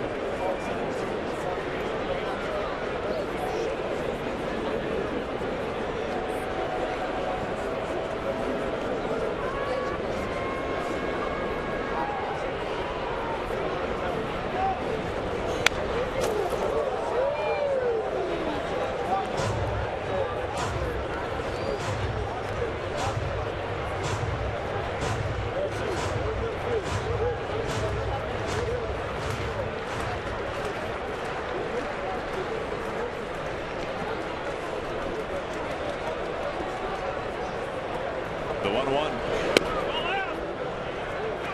And Jackson ahead. That must have been tough last year for Hochevar not to be part of the run to the World Series for Kansas City. And being a part of what was certainly one of the most dominant bullpens in the game, if not the most.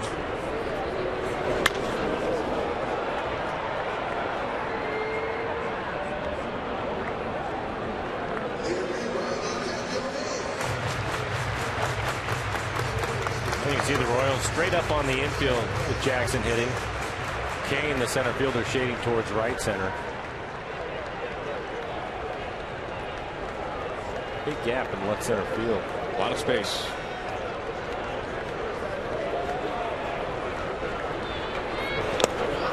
And he just gets a piece put back to the glove of Perez for round number 1. So Hochevar a strikeout after back-to-back walks. And brings in Cano. Cano having a good night. 2 for 3 with a double and a run scored. And he's hit the ball hard.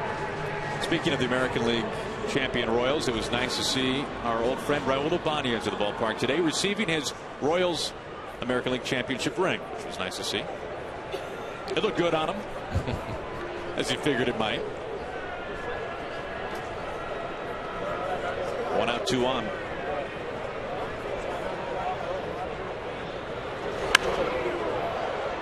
Pops it up, drifting foul and out of play. And Raul was very much in the mix for the managerial job of the Tampa Bay Rays until they pulled his name out of the hat, saying that he wanted to spend more time at home. Of course, it went to Kevin Cash, a former Tampa Bay Ray for a brief period of time. Played under Lou Piniella there, was the bullpen coach for the Indians. So if things had maybe worked out just a little bit differently, we might be seeing Raul as a manager this year, but maybe we will in years to come. To center field, shallow Infante, making sure Kane keeps his distance for round number 2.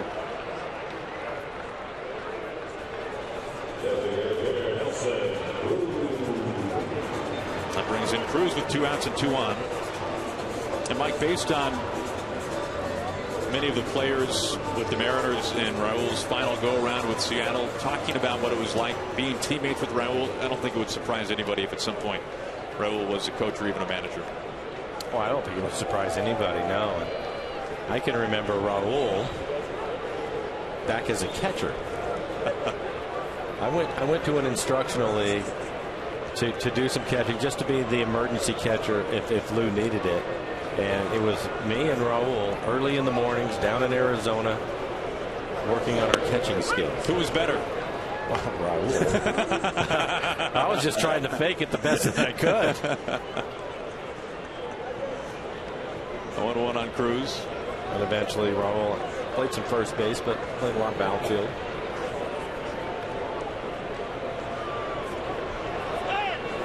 Raul winning the Fred Hutch Award a couple of years ago.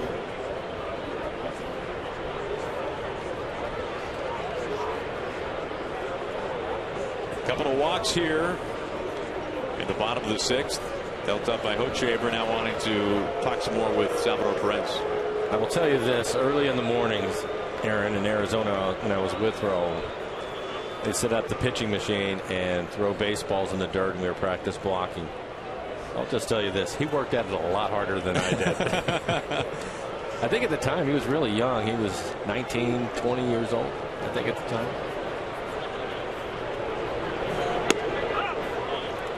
Good choice to get him out from behind home plate, let him just swing the bat.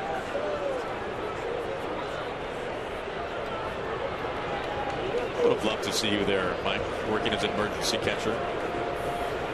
That would have been fantastic. I think you would have been impressed, Eric. I think I would have. Good curveball. Oh, that was nasty. You could see the knees of Cruz give out a little bit. Don't see that often.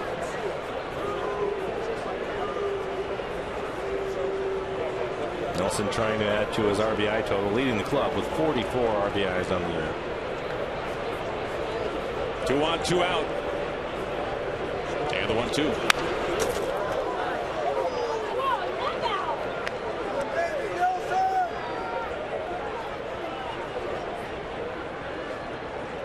You saw Nelson go deep earlier in this homestand. That was in the middle game against Houston. That was a 3-homer game for the Mariners. Nelson's first home run in about 20 games.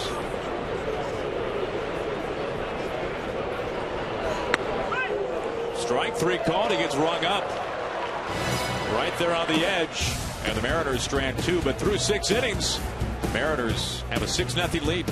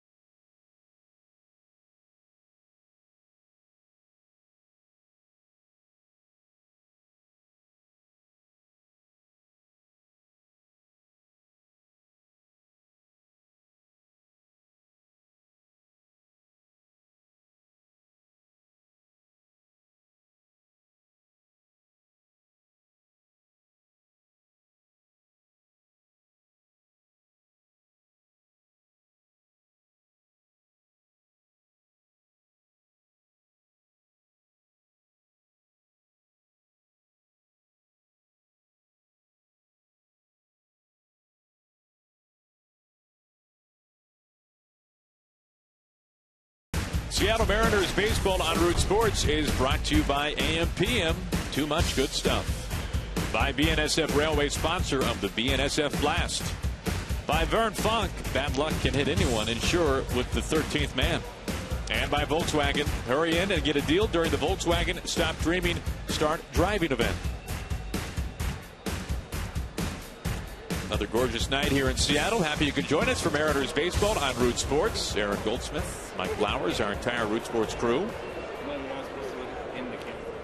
Kendrys Morales beginning things, and the Royals 7th. Squares up the first pitch to Jackson, drifting back, and he makes the catch. 1 pitch, 1 out to begin the top of the 7th. Nice start for Montgomery. One of the other things that Mike has done, and he's done it since he showed up, really, is he's been able to pitch deep into games. He's gone 6 innings, 7, 6, 7 in the 3rd, and here he is pitching in the 7th.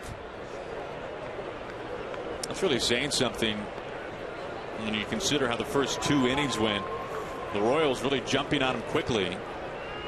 Was not helped out by an error behind him.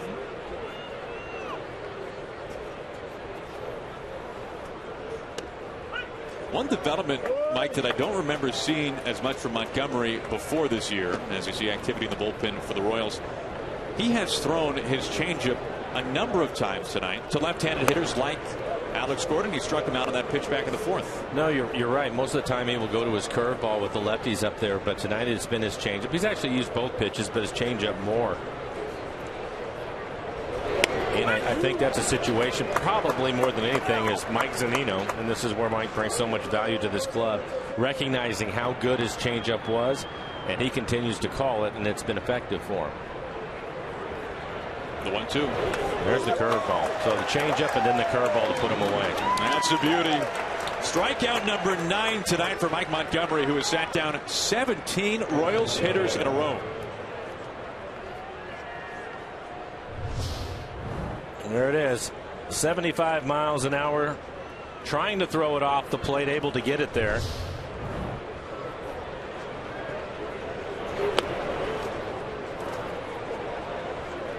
Two outs, nobody on for Salvador Perez.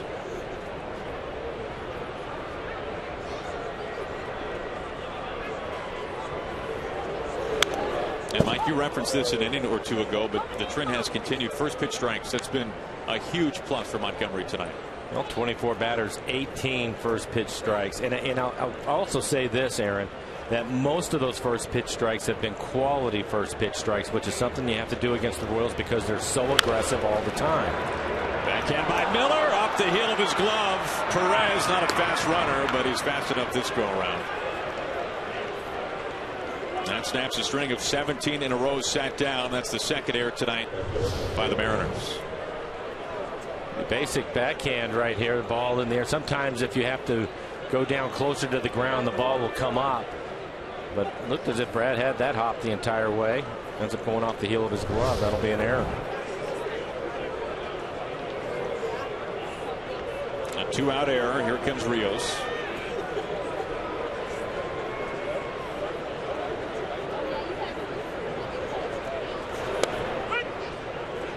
Starts him off the strike one.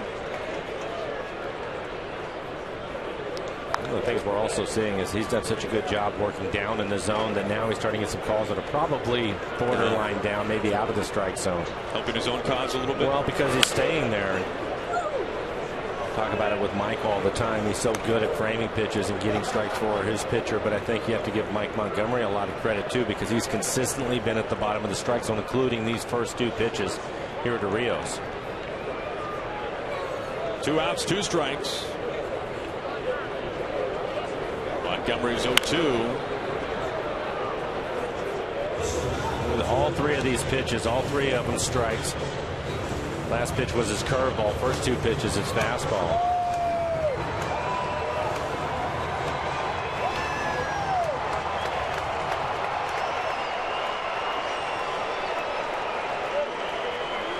The wide of the pitch. Zunino stays with it. When I see pitchers do that, and especially left-handed pitchers, it always makes me think of Jamie Moyer. And I can remember having a conversation with Jamie one time, and Jamie obviously didn't have the fastball that Mike did, but Jamie had to pitch on the edges of the plate.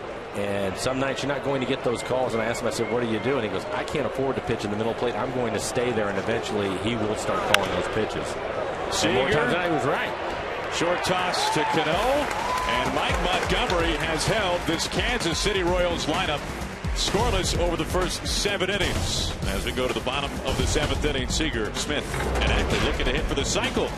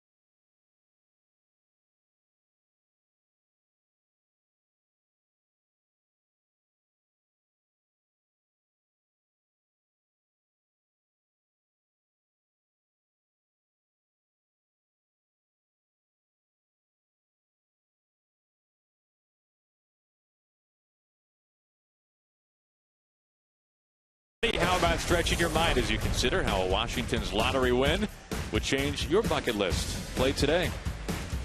Beautiful sight, Lake Union. Doesn't get much better than that, especially out on the kayak. On to the bottom of the 7th. This has been a good night so far here at Safeco Field. Mariners leading 6-0. Aaron, do you get out there on your kayaks often, or it's like a timeshare kayak, Mike?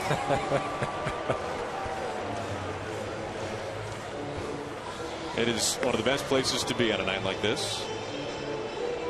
I see you as a big kayaker, Mike. Am I imagining this correctly? You are incorrect. New pitcher up on the mound. Michael Marriott recently called up to Kansas City.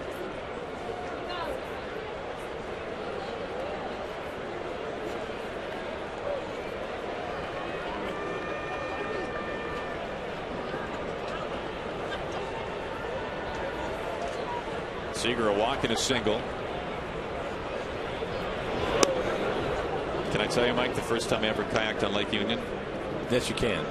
This is a couple of years ago. I was so excited, and it lived up to the billing. It was fantastic. I've got a number of times since, for the record. But it was a rainy and really cold day. It was during the baseball season. It was a day off, and my wife and I thought, we have to do this. We want to do this, and even if it's a little drizzly and cloudy and gray, we're still going to go.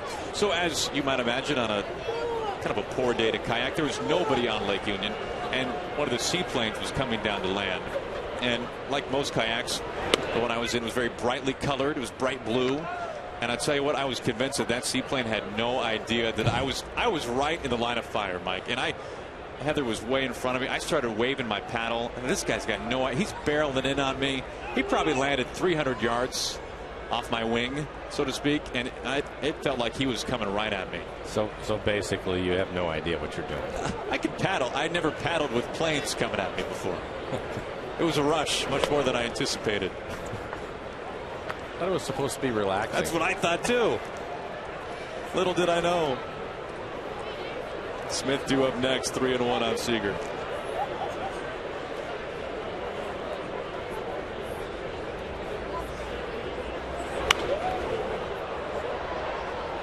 Three runs in the 4th for the Mariners, 3 runs in the 5th. In that 5th inning, the Mariners were a triple shy of the cycle as a team. Cano the double, Smith the RBI single, Ackley a 2-run homer. Ackley due up 3rd in this inning, and he is a triple shy of the cycle.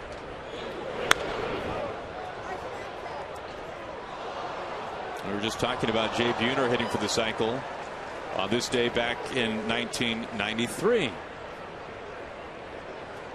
Only 4 in Mariners history.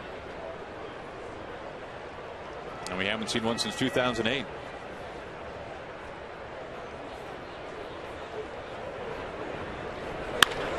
This is hit hard to right field, but Rios is there for out number 1. I'll take a look at a closer glance at all 4 Mariners cycles in franchise history. We mentioned Buhner first, and then John Olerud, pardon me, then Alex Rodriguez, then Olerud, and then Beltre.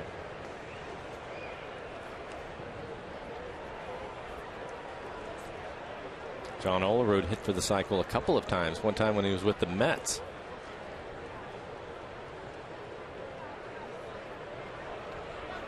He runs at Old Tiger Stadium.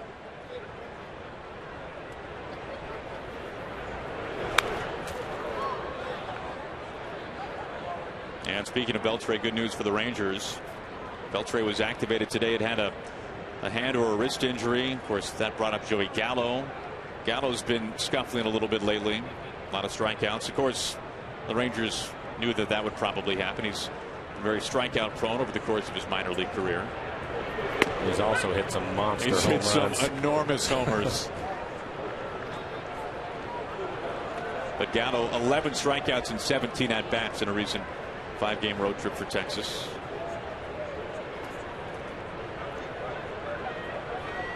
One out, nobody on for Seth Smith.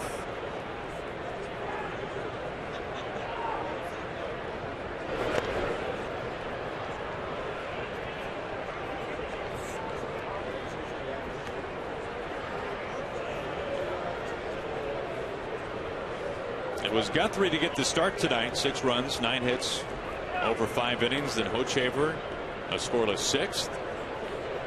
And now Marriott.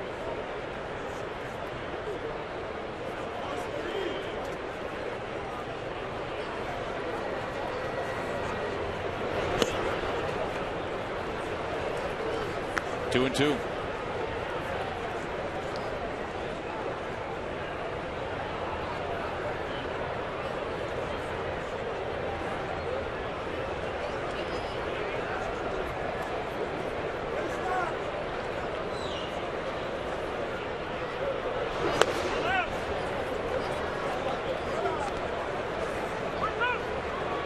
Two-hit night for Seth Smith with Ackley on deck. Smith has scored twice. A couple of singles and an RBI.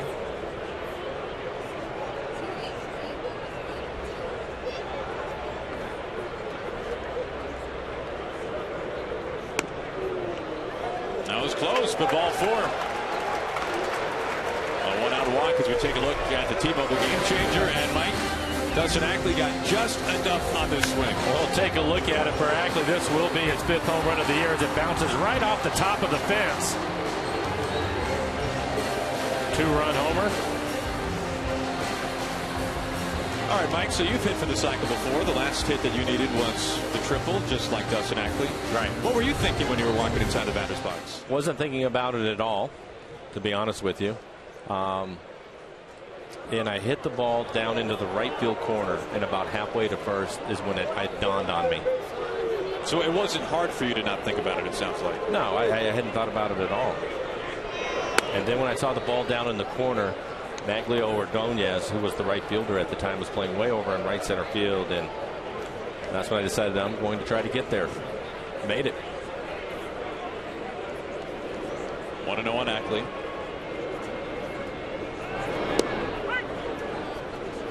And looking at this defensive setup, Kane, the center fielder, shading towards right center. Dustin can hit a line drive out the 380 mark in right center. He could probably have a chance, but maybe left center out towards that Mariner emblem. Maybe a little left of that. Give him a chance. And he stinks this to the gap in left center. Lorenzo Kane tracking it, and he hauls it in. James Jones pinch running for Seth Smith. Well, we talked about it with Kane. He had last night off, but he's one of the better center fielders you're going to see, and I thought Dustin had a chance. Ball was slicing away from Kane, but he can cover a lot of ground and was able to run it down. Dustin's really had a good night. Puts a good swing on it. Yeah, he's thinking about it, but Kane unfortunately able to get to it. We have not seen a cycle here at Safeco Field since 2001, September 29th. The only cycle ever hit in this ballpark by Miguel Tejada.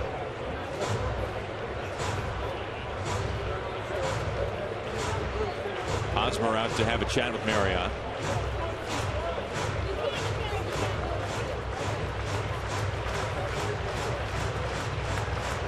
Edgar Martinez has to be pleased with what he's seen tonight from Ackley. The ground rule double, the single, and of course the 2-run homer we just showed you. I'm sure he's happy about the last at bat too. Hit it hard. Good point. Went with the pitch, going out towards left center field.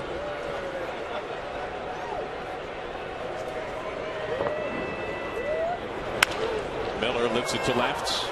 Alex Gordon charging near the chalk, and he's able to find it for out number 3. Jones left stranded. That wraps up 7 innings. The Mariners leading 6-0.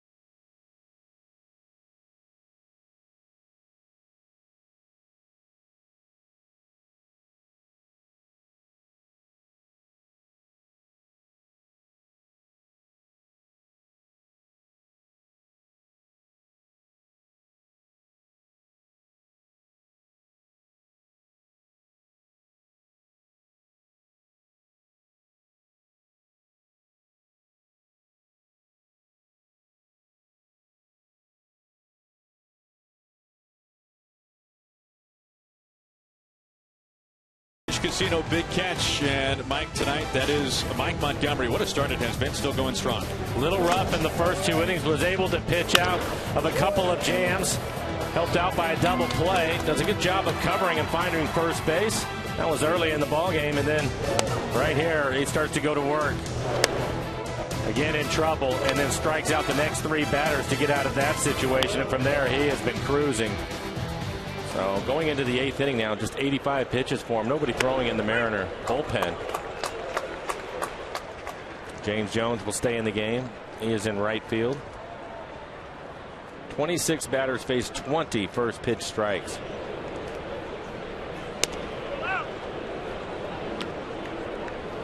Well, tonight has marked by far the best strikeout night of Montgomery's young big league career. 9 punch-outs. His previous best was 4. Right to Cano.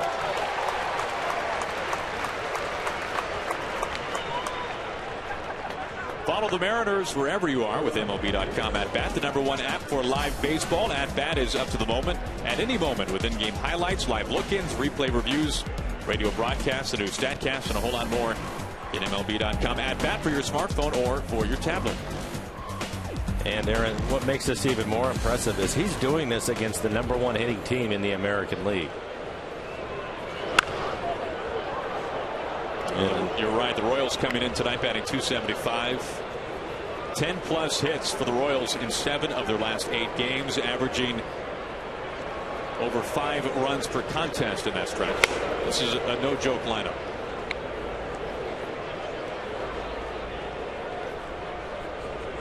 Anyway, 8 ground ball outs, 5 flyouts, 9 strikeouts for him. A chopper to Miller. For round number 2. Let's take a look at our Delta Airlines keep climbing standings. Astros 41 wins. Last year they did not have 41 wins until July 20th, so about a month ahead of schedule, and they crushed the Angels lefty C.J. Wilson.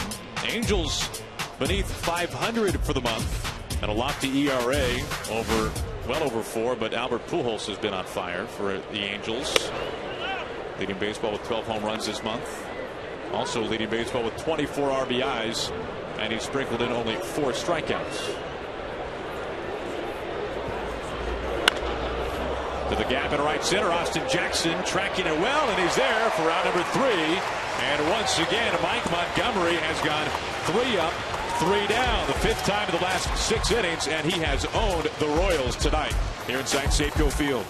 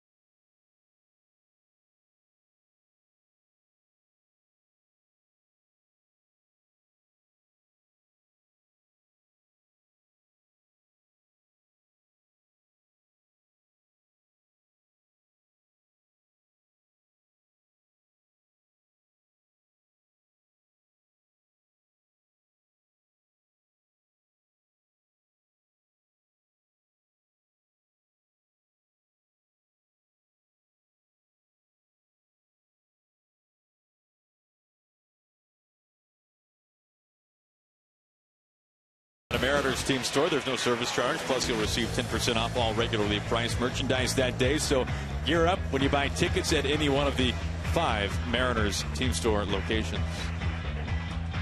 6-0 Mariners as we go to the bottom of the 8th inning. Mike Montgomery has been on fire tonight for the Mariners.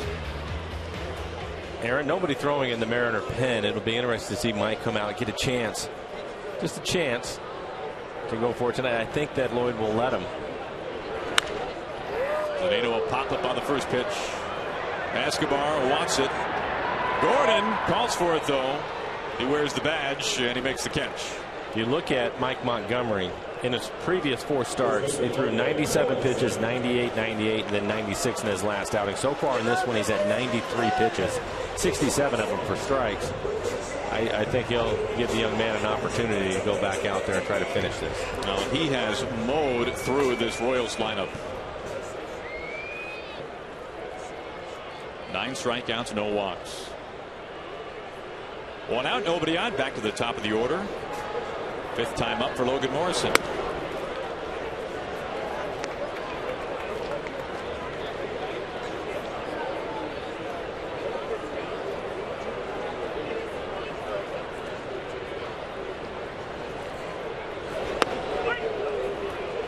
We knew coming into tonight that left-handed hitters had really bugged Jeremy Guthrie. Lefties were hitting 3 1/4 against the Royals' right-handed starter, and it was nice to see a Mariners lefty-heavy lineup really take advantage of those splits, and they made them prove to be true.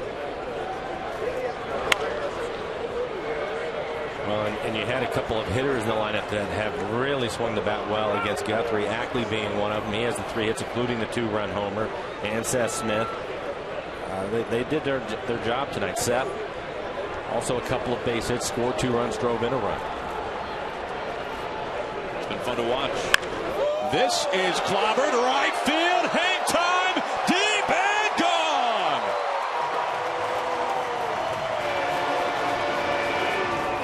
Why not tack out another run? 7-0 Mariners. Number 6 for Logan Morrison. Pardon me, number 9.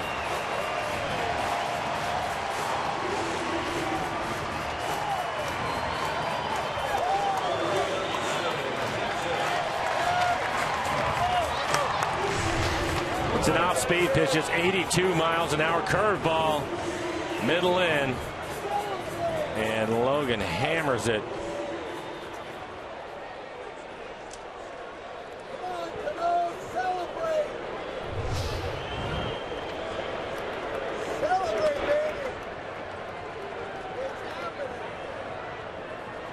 Lomo, a couple of RBIs tonight. Now 25 on the season.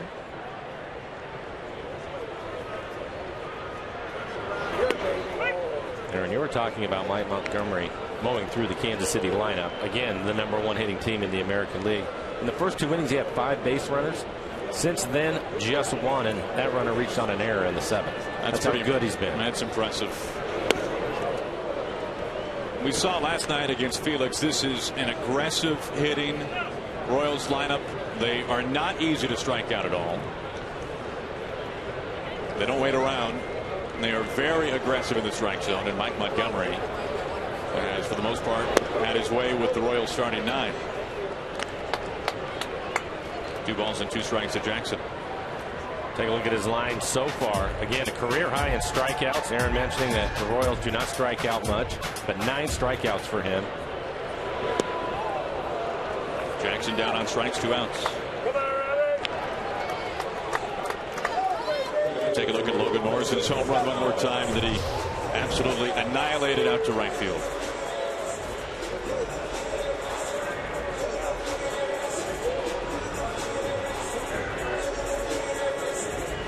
As always, Lomo's salute to his father, who passed away a number of years ago. He was in the Coast Guard for 30 years.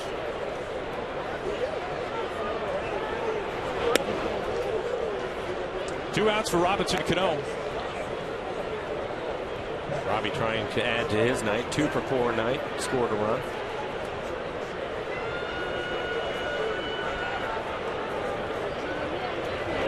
His team leading 19th double back in the 5th inning.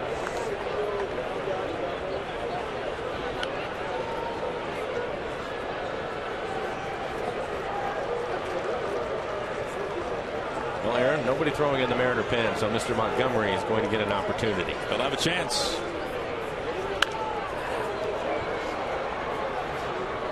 When we talk about the strikeout numbers for Montgomery, it's even more impressive when you put it into context. The last turn of the rotation for Taijuan Walker, for Roenis Elias, and now Mike Montgomery, they have either tied or set a new career high in strikeouts for themselves.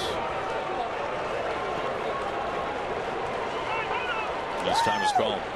And for Montgomery, he's doing it against not only the #1 hitting team in the American League, but the team that strikes out the least to get those 9 strikeouts. It's been some kind of night.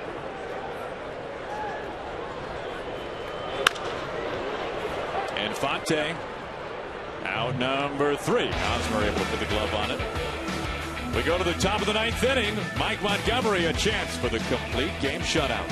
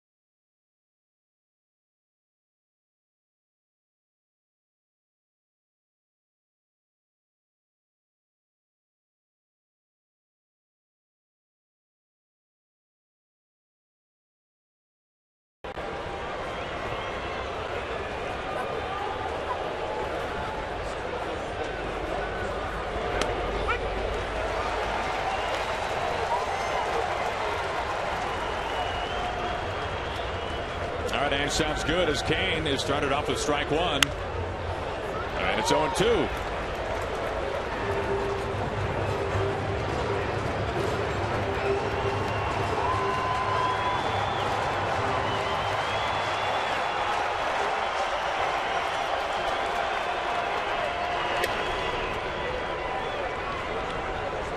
The last Mariners rookie with a complete game shutout was last year the best pitch game by a Mariners pitcher.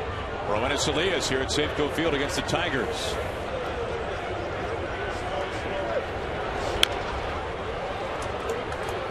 You see Kane trying to hold back.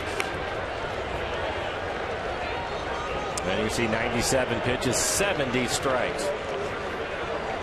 His season high as far as pitches goes is 98. He's done that a couple of times.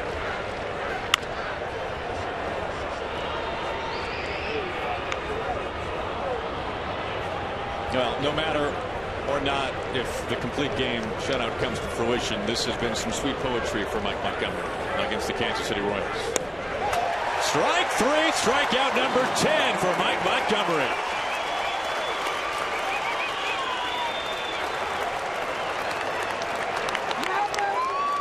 And why not get it on the changeup? That has been his go-to pitch tonight. A double-digit strikeout effort against a team that strikes out the least in the American League. Hosmer. Ackley doesn't have to move a whole lot. Out number 2.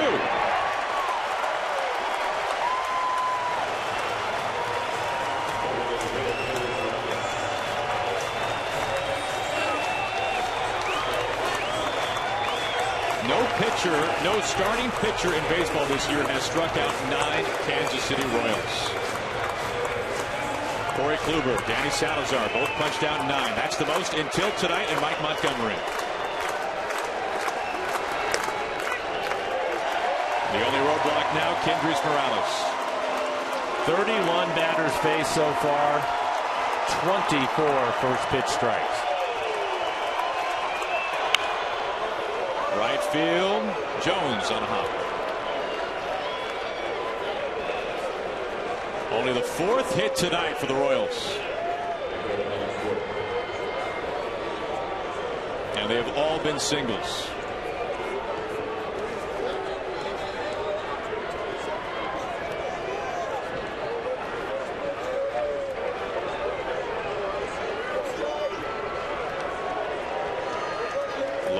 Pitching coach Rick Waits eagerly looking on.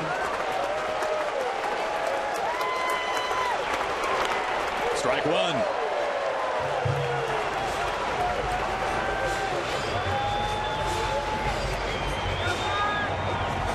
Gordon has struck out on a changeup. He has struck out on a curveball tonight. Even Felix has to be impressed by this one.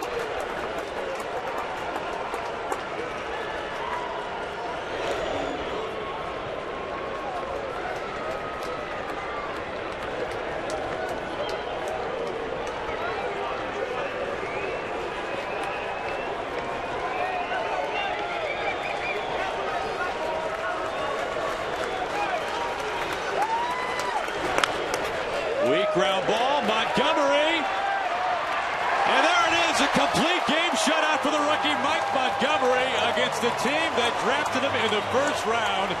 And some sweet poetry here tonight from Safeco Field. Just a tremendous effort by this young man. Was on top of his game. 32 batters faced, 25 first pitch strikes. He was throwing strikes the entire night. All 3 of his pitches working well for him. Had a good fastball that he located. Was able to put people away with his changeup and his curveball. What an effort by Montgomery. And kudos to the offense, giving him plenty of room to work. Barron's coming out and scoring 7 runs. A couple of big nights. Dustin Ackley, what a night. He had 3 hits, including a 2-run homer in this one this evening.